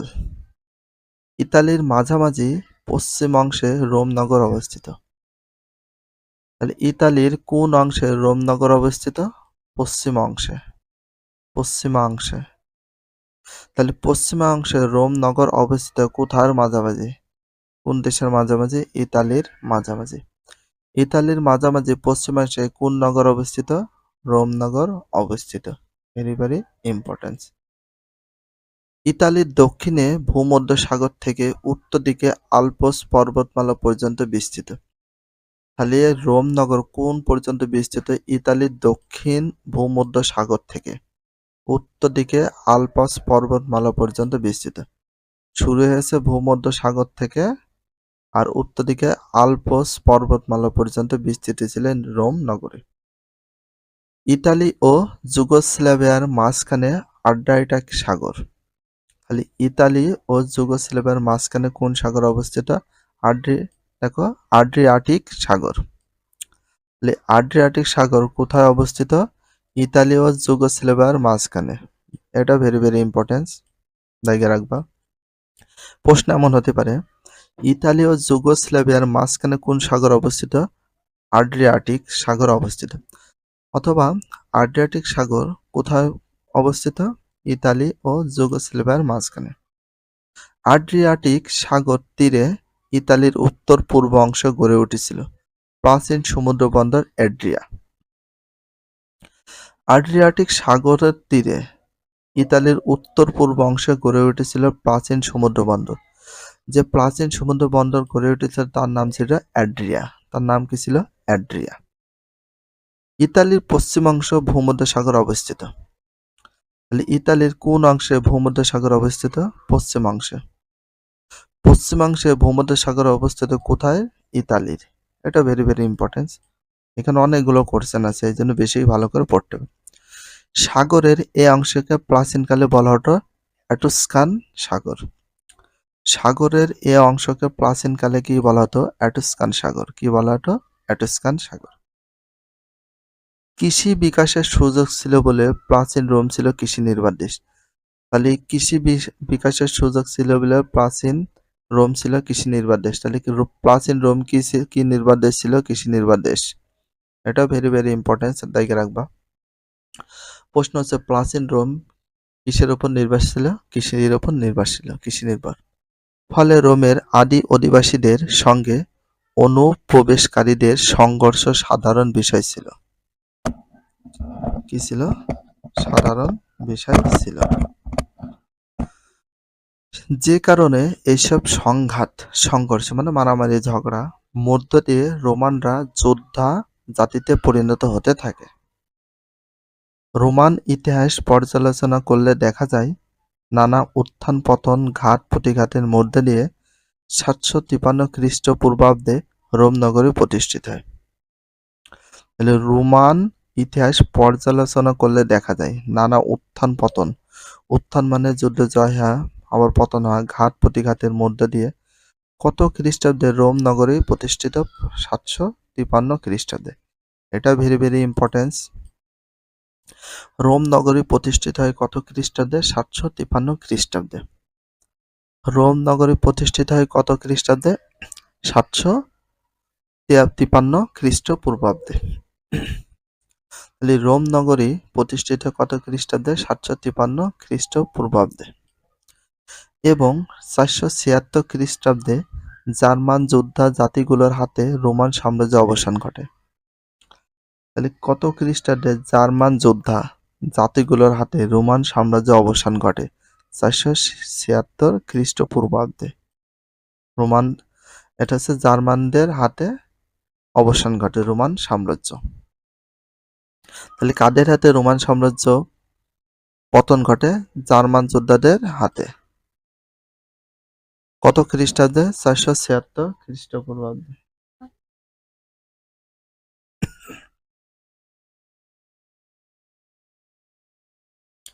রোম নগরী ও রোমান শাসনের পরিচয়। গুরুত্বপূর্ণ টাইবার নদীর উৎসমুখে থেকে প্রায় ১২-১৩ মাইল দূরে ৭টি পর্বতশ্রেণীর উপর রোম অবস্থিত। তাহলে গুরুত্বপূর্ণ টাইবার নদীর উৎসমুখে, গুরুত্বপূর্ণ কোন নদী উৎসমুখে ছিল? টাইবার যে নদী ছিল সেই নদী উৎসমুখে, মানে যেখান থেকে শুরু হয়েছে সেই মুখ থেকে প্রায় কত মাইল দূরে? ১২ থেকে ১৩ মাইল দূরে। ৬০টি পর্বতশ্রেণীর উপর। কয়টি পর্বতশ্রেণীর উপর? ৬০টি পর্বতশ্রেণীর উপর রোম অবস্থিত। তাহলে রোম অবস্থিত কয়টি পর্বতশ্রেণীর উপর? ৬০টি পর্বতশ্রেণীর উপর রোম অবস্থিত। এখন ধরা যায় রোম অবস্থিত কয়টি পর্বতশ্রেণীর উপর? ৬০টি। ৬০টি পর্বতশ্রেণীর উপর রোম অবস্থিত কত মাইল দূরে? ১২-১৩ মাইল দূরে। কোন নদী থেকে? টাইবার নদীর উৎসমুখ থেকে। এই জন্য একে ৬০টি পর্বতের নগরী বলা হয়। তাহলে ৬০টি পর্বতের নগরী বলা হয় কোনটাকে? রোমকে, রোম নগরীকে। তাহলে ৬০টি পর্বতের নগরী বলা হয় কোন নগরীকে? রোম নগরীকে। ভেরি ভেরি ইম্পর্টেন্ট, তোমাদের এইভাবে প্রশ্ন করে পড়ে পড়তে হয়। ২০০০ খ্রিস্টপূর্বাব্দে ইন্দো ইউরোপীয় গোষ্ঠীর একদল মানুষ ইতালিতে বসবাস শুরু করে। তাহলে কত খ্রিস্টপূর্বাব্দে ইন্দো ইউরোপীয় গোষ্ঠীর একদল মানুষ ইতালিতে বসবাস শুরু করে? ২০০০ খ্রিস্টপূর্বাব্দে। কত? ২০০০ খ্রিস্টপূর্বাব্দে। কোথায়? ইন্দো ইউরোপীয় গোষ্ঠীর একদল মানুষ কোথায় বসবাস করে? ইতালিতে বসবাস শুরু করে। তাদেরকে লাতিন বলা হতো। যারা ইতালিতে বসবাস শুরু করে তাদেরকে কি বলা হতো? লাতিন বলা হতো। তাদের নাম অনুসারে ভাষার নাম হয় লাতিন ভাষা। তাহলে ইন্দো ইউরোপীয় গোষ্ঠীর একদল মানুষ যখন ইতালিতে বসবাস শুরু করে কত খ্রিস্টপূর্বাব্দে? ২০০০। তখন তাদেরকে কি বলা হতো? লাতিন। তাদের নাম অনুসারে তাদের ভাষার নামও কি বলা হয়? লাতিন ভাষা। লাতিন রাজা রোমিউলাস রোম নগরী প্রতিষ্ঠা করেন। রোম নগরী প্রতিষ্ঠা করেন কে? লাতিন রাজা। লাতিন রাজার নাম কি ছিল? রোমিউলাস। রোম নগরী প্রতিষ্ঠা করেন। এটা best of important, very very important. Underline plus তোমরা নোট করে রাখতে পারো। রোম নগরী প্রতিষ্ঠা করেন রোমিউলাস। কোন রাজা? লাতিন রাজা। তার নাম অনুসারে নগরের নাম হয় রোম। তার নাম অনুযায়ী নগরের নাম রাখা হয় কি? রোম নগরী। রোমের গণতন্ত্র একদিনে প্রতিষ্ঠিত হয়নি। ধাপে ধাপে নানা সংস্কার সংগ্রাম, সংগ্রাম মানে যুদ্ধের মধ্য দিয়ে রোমের গণতন্ত্র প্রতিষ্ঠিত হয়। ধাপে ধাপে নানা সংস্কার সংগ্রামের মধ্যে দিয়ে নানা সংস্কারও হয়েছে, সংগ্রাম যুদ্ধ হয়েছে সেটার মাধ্যমে রোম নগরী প্রতিষ্ঠিত হয়। ঐতিহাসিকরা রোমান ইতিহাসকে কয়েকটি ভাগে ভাগ করেছেন। 753 থেকে 510 খ্রিস্টপূর্বাব্দ পর্যন্ত ছিল রাজতন্ত্রের যুগ। তাহলে 553 থেকে 510 খ্রিস্টপূর্বাব্দ পর্যন্ত ছিল রাজতন্ত্রের যুগ, রাজাদের যুগ ছিল। এই যুগে 7 জন সম্রাট দেশ শাসন করেন। তাহলে 753 থেকে 510 খ্রিস্টপূর্বে তাদের যুগ ছিল রাজতন্ত্রের যুগ ছিল। রাজতন্ত্রের যুগে কয়জন সম্রাট দেশ শাসন করেন? 7 জন সম্রাট দেশটা শাসন করে। এই যুগের সর্বশেষ সম্রাট টার্কিউনিয়াস সুপারকাসকে ক্ষমতাচ্যুত করার পর রোমে প্রজাতন্ত্রের সূত্রপাত হয়। এই যুগের সর্বশেষ সম্রাট ছিল টার্কিউনিয়াস সুপারকাস। টার্কিউনিয়াস সুপারকাস ছিল ক্ষমতাচ্যুত করার পর রোমে প্রজাতন্ত্রের সূত্র হয়। এই প্রজাতান্ত্রিক শাসন ব্যবস্থা চলে 500 থেকে 600 খ্রিস্টপূর্বাব্দ পর্যন্ত। তাহলে এই প্রজাতান্ত্রিক শাসন ব্যবস্থা চলে কত থেকে কত খ্রিস্টাব্দ পর্যন্ত? 500 থেকে 60 খ্রিস্টপূর্বাব্দ পর্যন্ত। রোমে প্রজাতান্ত্রিক শাসন প্রতিষ্ঠা হলে জনগণ বিদ্রোহী নেতা ব্রুটাস। রোমে প্রজাতান্ত্রিক শাসন প্রতিষ্ঠিত হলে জনগণ বিদ্রোহী নেতা, যে রোমে যে প্রজাতান্ত্রিক মানে প্রজাদের ওপর নির্ভর করে যে শাসনতন্ত্র প্রতিষ্ঠিত হয়, তখন জনগণ বিদ্রোহী নেতা ছিল ব্রুটাস। অপর এক ব্যক্তি জনপ্রতিনিধি হিসাবে শাসন সুযোগ প্রদান করে। রাজতন্ত্রের পতনের পর রোমের জনগণ দুই ভাগে বিভক্ত হয়ে পড়ে। জনগণ কয় ভাগে বিভক্ত হয়ে পড়ে? দুই ভাগে বিভক্ত হয়ে পড়ে। প্যাট্রিসিয়ান অর্থাৎ অভিজাত শ্রেণী। প্যাট্রিসিয়ান অর্থাৎ অভিজাত শ্রেণী দুটি শ্রেণীতে বিভক্ত হয়ে পড়ে। আর প্লিবিয়ান যারা সাধারণ নাগরিক। প্লিবিয়ানরা হচ্ছে সাধারণ নাগরিক। সাধারণ নাগরিক কারা? প্লিবিয়ানরা। আর জনগণ দুই ভাগে বিভক্ত হয়ে পড়ে। কয় ভাগে বিভক্ত হয়ে পড়ে? দুই ভাগে। একটা হচ্ছে প্যাট্রিসিয়ান আর আরেকটা হচ্ছে অভিজাত শ্রেণী। ক্ষুদ্র কৃষক, কারিগর, বণিকরা প্লিবিয়ান শ্রেণীভুক্ত। তাহলে প্লিবিয়ান শ্রেণীভুক্তর ভিতর কারা ছিল? ক্ষুদ্র কৃষক, কারিগর, বণিকরা। এই তিনটা জাতি ছিল বা তিনটা গোষ্ঠী ছিল প্লিবিয়ান শ্রেণী অন্তর্ভুক্ত। একক কাজ। রোমান সভ্যতা বর্ণনা করতে যেসব নদী, সাগর, পাহাড়ের উল্লেখ আছে তার একটা তালিকা প্রস্তুত করো।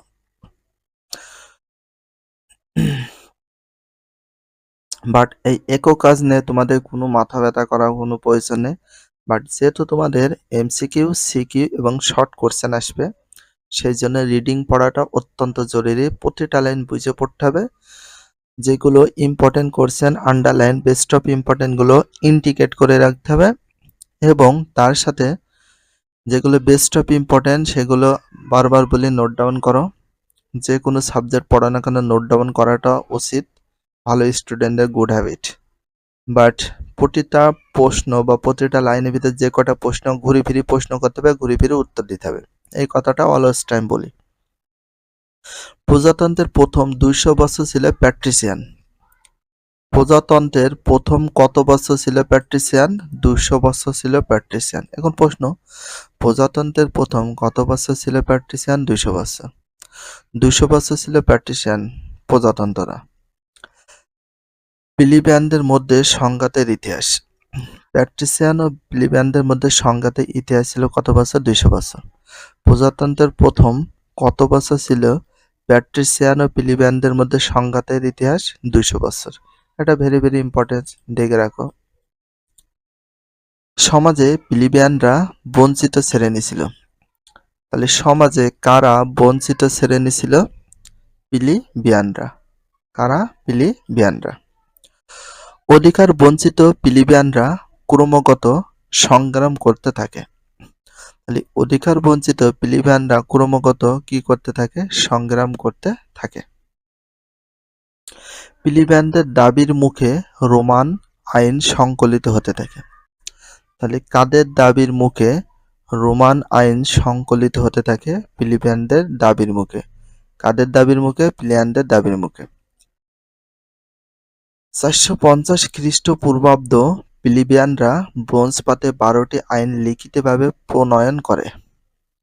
কত খ্রিস্টপূর্বাব্দে প্লিবিয়ানরা ব্রোঞ্জ পাতে ১২টি আইন লিখিতভাবে প্রণয়ন করে? ৪৫০ খ্রিস্টপূর্বাব্দে। তাহলে ৪৫০ খ্রিস্টপূর্বাব্দে প্লিবিয়ানরা ব্রোঞ্জ পাতে কয়টি আইন লিখিতভাবে প্রণয়ন করে? ১২টি। এটা ভেরি ভেরি ইম্পর্টেন্ট, আন্ডারলাইন করে রাখবা। আন্দোলনের চূড়ান্ত বিজয় হিসেবে দুজন কনসালের মধ্যে একজন প্লিবিয়ানদের পক্ষ থেকে নির্বাচনের সিদ্ধান্ত গৃহীত হয়। দেখো, আন্দোলনের চূড়ান্ত বিজয় হিসেবে কয়জন কনসালের মধ্যে? দুইজন। কয়জন? দুইজন কনসালের মধ্যে একজন প্লিবিয়ানদের পক্ষ থেকে নির্বাচনের সিদ্ধান্ত গৃহীত হয়। এভাবে রোমান প্রজাতন্ত্র গণতন্ত্রের দিকে অগ্রসর হয়। রোমান যে প্রজাতন্ত্র ছিল সেটা গণতন্ত্রের দিকে, প্রজাদের উপর নির্ভর করত, বাট পরবর্তীতে গণতন্ত্রের উপর নির্ভর করে তারা দেশ পরিচালনা করেছে। রোমে প্রজাতন্ত্র প্রতিষ্ঠিত হলেও ক্রমে দেশটি সাম্রাজ্যবাদী শক্তিরূপে আত্মপ্রকাশ করতে থাকে। প্রজাতন্ত্র, তারপরে গণতন্ত্র, এটা পরিণত হওয়ার পরও সাম্রাজ্যবাদী, সাম্রাজ্য বলতে সাম্রাজ্য যারা পরিচালনা করত উত্তরাধিকার সূত্রে, যেমন বাবা করত, তার সন্তান অথবা ভাই, এগুলো আত্মপ্রকাশ রূপে আত্মপ্রকাশ করতে থাকে। স্বল্প সময়ের মধ্যে রোম সমগ্র ইতালির উপর প্রভাব বিস্তার তৎপর হয়।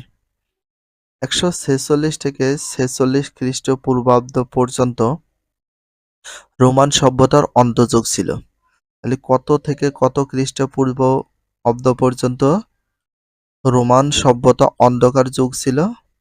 রোমান সভ্যতার অন্ধকার যুগ ছিল কত সাল পর্যন্ত? কত খ্রিস্টপূর্বাব্দ পর্যন্ত? ১৪৬ থেকে শুধু ৪৬ সাল পর্যন্ত। এটা ভেরি ভেরি ইম্পর্টেন্স। ধনী দরিদ্র সংঘাত, ধনী আর গরিব আর বড়লোকদের ভিতরে সংঘাত হতো, দাস বিদ্রোহ হতো, দাসদের ভিতরে যুদ্ধ হতো, ক্ষমতার দ্বন্দ্বের কারণে চরম বিশৃঙ্খলা, এক একজন ক্ষমতা পাওয়ার জন্য তাদের ভিতরে বিশৃঙ্খলা, মারামারি, হানাহানি, সংঘাত হতো। উন্নত হয়ে ওঠে রোমান। তাহলে ধনী দরিদ্র সংঘাত শুরু হয়, দাস বিদ্রোহ হয়, ক্ষমতার দ্বন্দ্বের কারণে চরম বিশৃঙ্খলার সৃষ্টি হয়, হানাহানি, মারামারি, সংঘাত, সহিংসতার উন্মুক্ত হয়ে ওঠে রোম। তখনকার সময় রোমের অর্থনীতি ছিল দাসদের উপর নির্ভরশীল। তাহলে রোমের অর্থনীতি ছিল কিসের উপর নির্ভরশীল? দাসদের উপর নির্ভরশীল। অর্থনীতি ছিল দাসদের উপর নির্ভরশীল কোন সভ্যতা? রোমান সভ্যতা বা রোম। রোমের অর্থনীতি ছিল কিসের উপর নির্ভরশীল? দাসদের। শাসকদের অমানসিক নির্যাতনে দাসরা স্পার্টাকাসের নেতৃত্বে বিদ্রোহ ঘোষণা করে। শাসকদের, যারা দেশ শাসন করত, রোম শাসন করত, তাদের অমানসিক নির্যাতনে তারা, দাসরা, স্পার্টাকাসের নেতৃত্বে বিদ্রোহ শুরু করে। ২ বছর ব্যাপী তারা তাদের বিদ্রোহ টিকিয়ে রাখতে সক্ষম হন। তাহলে কয় বছর ব্যাপী তারা তাদের বিদ্রোহ টিকিয়ে রাখতে সক্ষম হন? ২ বছর। কয় বছর? ২ বছর ব্যাপী। ৭১ খ্রিস্টপূর্বাব্দে স্পার্টাকাস নিহত হলে বিদ্রোহের অবসান হয়। স্পার্টাকাস কত সালে নিহত হয়? কত খ্রিস্টপূর্বাব্দে? ৭১ খ্রিস্টপূর্বাব্দে নিহত হয়ে যায়, মারা যায়। চরম নির্যাতন নেমে আসে দাসদের উপর। যারা দাস প্রজা ছিল তাদের উপর চরমভাবে নির্যাতন শুরু করে দেয়। অভ্যন্তরীণ বিশৃঙ্খলা ছাড়াও, ভিতরে দেশের ভিতরে বিশৃঙ্খলা ছাড়াও রক্তক্ষয়ী যুদ্ধ জড়িয়ে পড়ে রোম তখনকার সময়। তাদের ভিতরে যুদ্ধ হয়, দাসদের ভিতরে যুদ্ধ হয়, ফলে উচ্চ আকাঙ্ক্ষী সামরিক নেতারা ক্ষমতায় আসতে থাকেন এবং রোমে গৃহযুদ্ধ ছড়িয়ে পড়ে। যখনই রোমে সামরিক নেতার ক্ষমতা আসতে থাকে, যারা সামরিকের জন্য নেতা আসতে থাকে, তখন রোমের ভিতর গৃহযুদ্ধ শুরু হয়। গৃহযুদ্ধ তো বোঝোই, দেশের ভিতর যে যুদ্ধটা হয় গৃহযুদ্ধ। যেমন বাংলাদেশে 2025 সালে যে গৃহযুদ্ধটা হয়, মনে করো দেশের ভিতর যে শেখ হাসিনাকে যেমন মানে পদচ্যুত করে, সেম ভাবে যে যুদ্ধটা হয়েছিল সেম ভাবে রোমও ওই রকম গৃহযুদ্ধ ছড়িয়ে পড়ে। গৃহযুদ্ধ বলতে দেশের ভিতরই হবে। ক্ষমতার দ্বন্দ্বের এক পর্যায়ে সমঝোতার ভিত্তিতে তিনজন নেতা একযোগে ক্ষমতায় আসেন। খালি ক্ষমতার দ্বন্দ্বের এক পর্যায়ে সমঝোতার ভিত্তিতে সমঝোতা করে, তারা মনে করে সন্ধি করে, আলাপ আলোচনা করে তিন নেতা একযোগে ক্ষমতায় আসেন, যা ইতিহাসে ত্রয়ী শাসন নামে পরিচিত। যখন রোমের তিনজন নেতা একসঙ্গে দেশকে শাসন করে, রোম শাসন করে, তখন তাদেরকে ত্রয়ী শাসন নামে পরিচিত বলা হয়। বিশাল রোম সাম্রাজ্যকে তিন ভাগ করে শাসনের দায়িত্ব নেন। তাহলে বিশাল রোম সাম্রাজ্যকে কত ভাগে ভাগ করেন? তিন ভাগে ভাগ করেন। কারণ বলে দিন, তিনজন নেতা আসে, তার যে ত্রয়ী শাসন যে পরিচালনা হয়, তাহলে বিশাল সাম্রাজ্যকে কয় ভাগে ভাগ করে? তিন ভাগে। Very very importance. শাসনের দায়িত্ব নেন অক্টোভিয়াস সিজার। তিনজন নেতা দায়িত্ব নেন, রোমের দায়িত্ব নেন ত্রয়ী শাসন হিসেবে। তাদের ভিতরে রয়েছে অক্টোভিয়াস সিজার, মার্ক অ্যান্টনি আর লেপিডাস। তিন নেতা তাদের দেশটা পরিচালনা করে, মানে রোমান সাম্রাজ্য পরিচালনা করে। Very very importance. লেপিডাসের দায়িত্ব ছিল আফ্রিকার প্রদেশসমূহ। লেপিডাসের দায়িত্ব ছিল আফ্রিকার প্রদেশসমূহ, আফ্রিকা দেশগুলো লেপিডাসের দায়িত্ব ছিল। আর অক্টোভিয়াস সিজারের দায়িত্ব ছিল ইতালি সহ সাম্রাজ্যের পশ্চিম অংশ। ইতালি সহ যে সাম্রাজ্য ছিল সেটার পশ্চিম অংশ দায়িত্ব ছিল। অ্যান্টনির দায়িত্ব ছিল পূর্ব অঞ্চল, সাম্রাজ্যের পূর্ব অঞ্চলটা দায়িত্ব ছিল। তবে তিনজনের শাসন বেশি দিন স্থায়ী হয়নি। অল্প দিনের ভিতর তাদের তিনজনের শাসন নষ্ট হয়ে যায়। কারণ প্রত্যেকেরই আকাঙ্ক্ষা ছিল রোমের একচ্ছত্র আধিপত্য বা সম্রাট হওয়ার। তিনজনের একই ইচ্ছা ছিল, তিনজনের ইচ্ছা ছিল যে রোমে শুধুমাত্র একজন রাজা হবে। এই কারণে তাদের ভিতরে দ্বন্দ্বর কারণে সাম্রাজ্য বেশি দিন টিকতে পারেনি। ফলে খুবই শীঘ্রই আবার ক্ষমতার লড়াই শুরু হয়ে যায় তিনজনের ভিতর। অক্টোভিয়াস সিজার পরাজিত করে লেপিডাসকে। তাহলে অক্টোভিয়াস সিজার কাকে পরাজিত করে? লেপিডাসকে পরাজিত করে। এদিকে মার্ক অ্যান্টনি মিশরের রাজকন্যা ক্লিওপেট্রাকে বিয়ে করে তার শক্তি বৃদ্ধি করেন। এদিকে মার্ক অ্যান্টনি মিশরের রাজকন্যা ক্লিওপেট্রাকে বিয়ে করে শক্তি বৃদ্ধি করেন। কাকে? ক্লিওপেট্রাকে বিয়ে করে। কে করে? Mark Antony. মার্ক অ্যান্টনি কাকে বিয়ে করে? মিশরের রাজকন্যা ক্লিওপেট্রাকে বিয়ে করে তার শক্তি বৃদ্ধি করেন। তাহলে মার্ক অ্যান্টনি ক্লিওপেট্রাকে বিয়ে করে শক্তি বৃদ্ধি করে। কোন দেশের রাজকন্যা ছিল? মিশরের। কিন্তু অক্টোভিয়াস সিজারের সঙ্গে ক্ষমতার দ্বন্দ্বে পরাজিত হন। অক্টোভিয়াস সিজার কাকে পরাজিত করে? লেপিডাসকে পরাজিত করে। আর মার্কনি যখন শক্তি বৃদ্ধি করে, কিন্তু অক্টোভিয়াস তাকে ক্ষমতার দ্বন্দ্বে পরাজিত করে দেয়। তাহলে এই তিনজনের ভিতর প্রথমে অক্টোভিয়াস করে লেপিডাসকে পরাজয় মানে হারিয়ে দেয়। তারপর অক্টোভিয়াস মার্ক অ্যান্টনিকে পরাজিত করে। যতই মার্ক অ্যান্টনি মিশরের রাজকন্যা ক্লিওপেট্রাকে বিয়ে করে শক্তি সঞ্চয় করলে, অক্টোভিয়াস তাকে ক্ষমতাচ্যুত করে বা পরাজয় করে দেয়।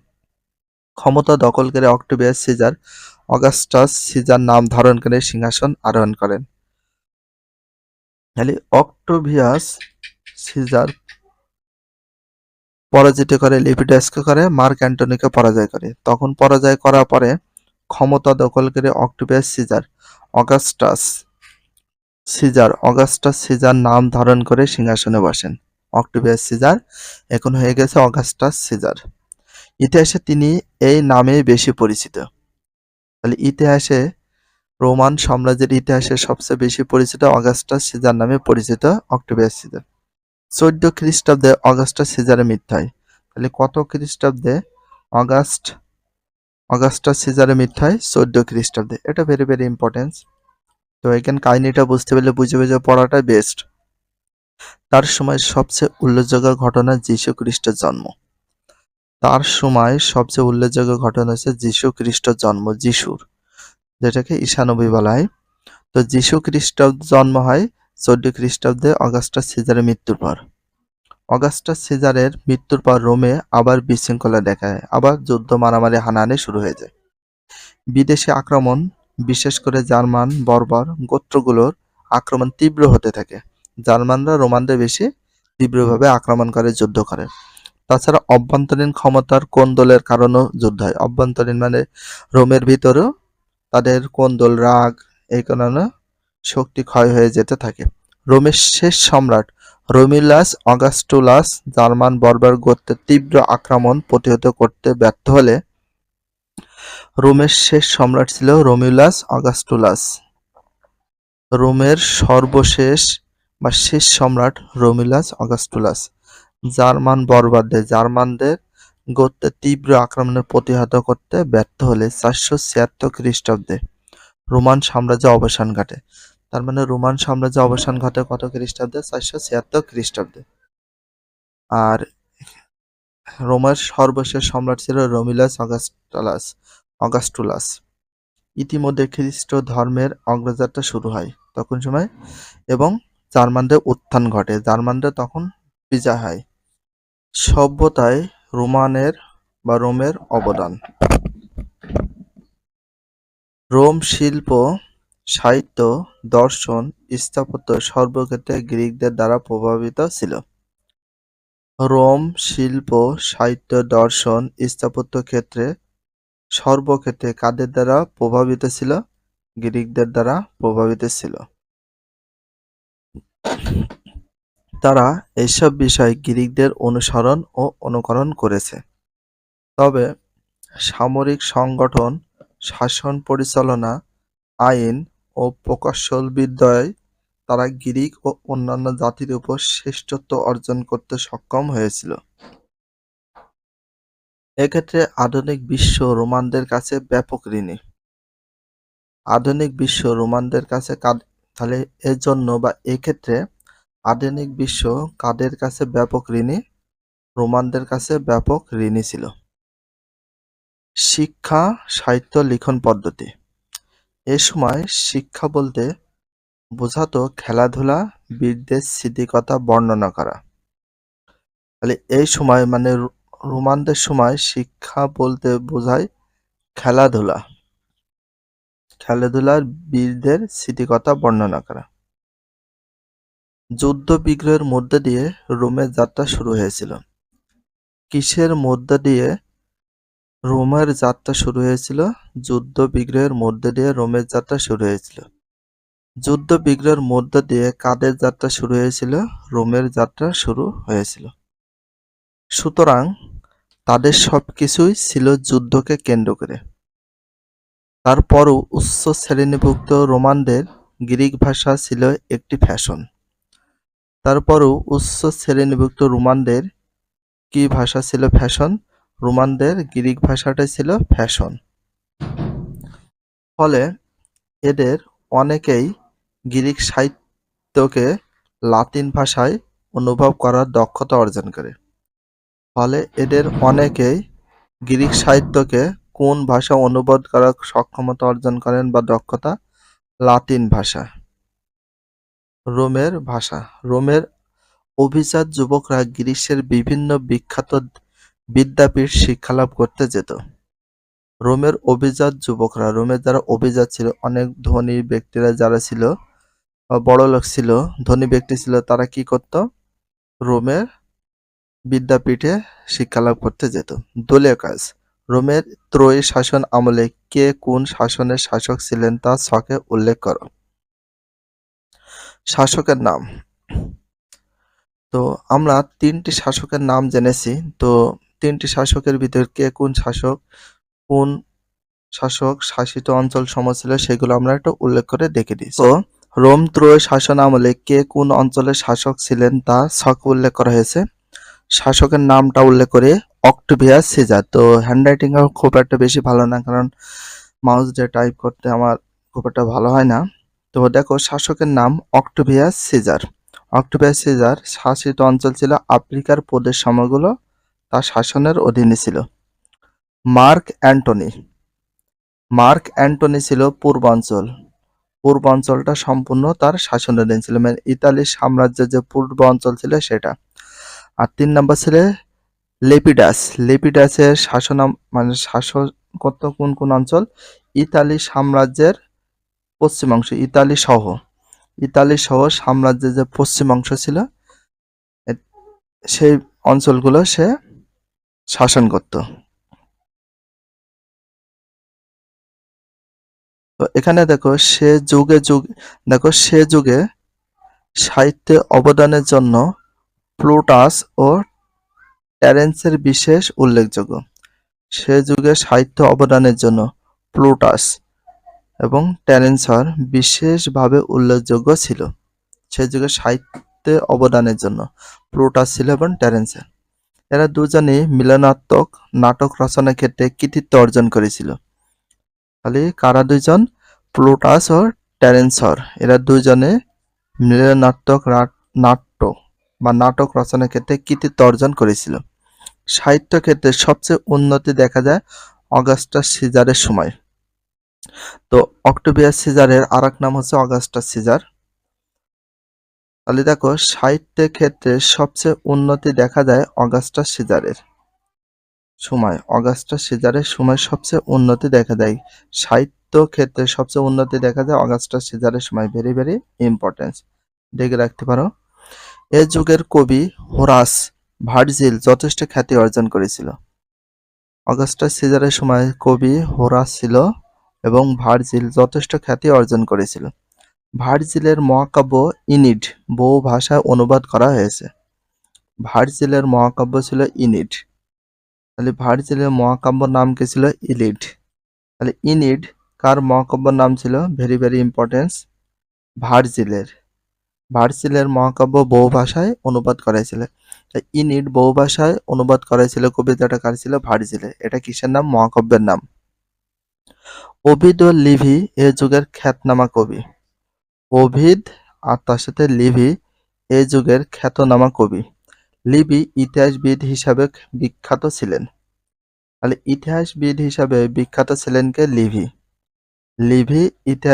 ইতিহাসবিদ হিসাবে বিখ্যাত ছিলেন কে? লিভি।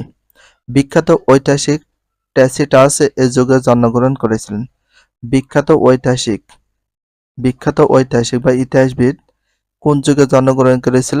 ওই যে অগাস্টাস সিজারের যুগে জন্মগ্রহণ করেছিল ট্যাসিটাস।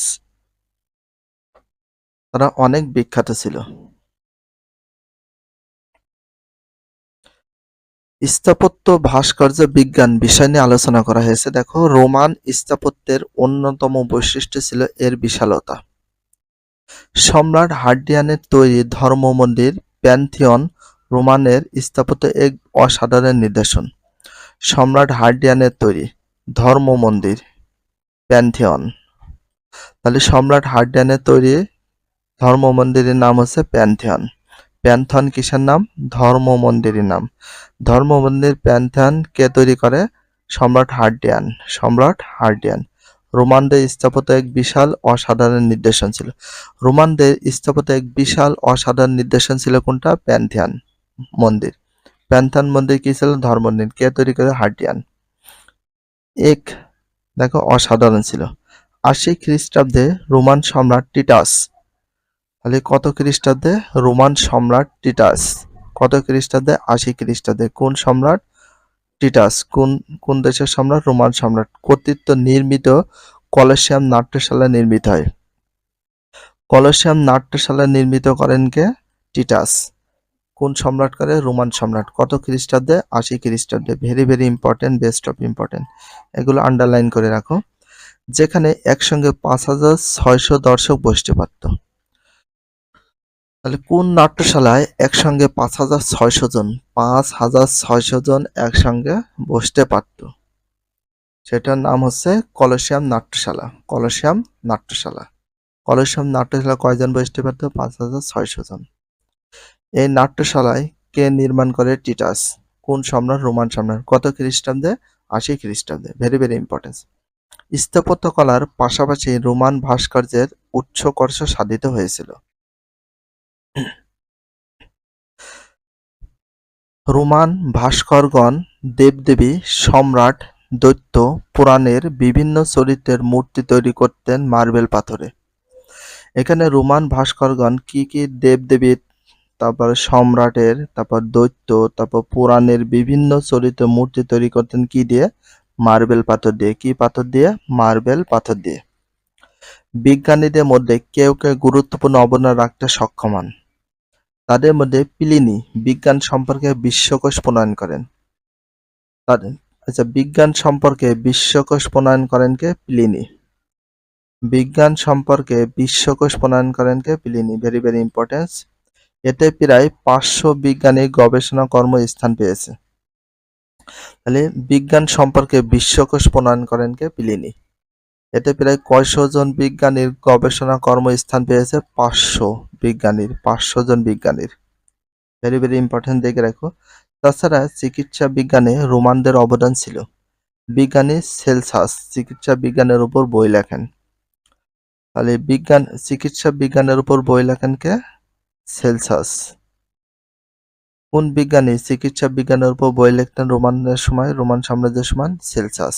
এছাড়া চিকিৎসা শাস্ত্রে গ্যালেন রুপাসে অসামান্য অবদান রেখেছেন। তাহলে চিকিৎসা শাস্ত্রে অসামান্য অবদান রেখেছেন কে? গ্যালেন রুপাসে।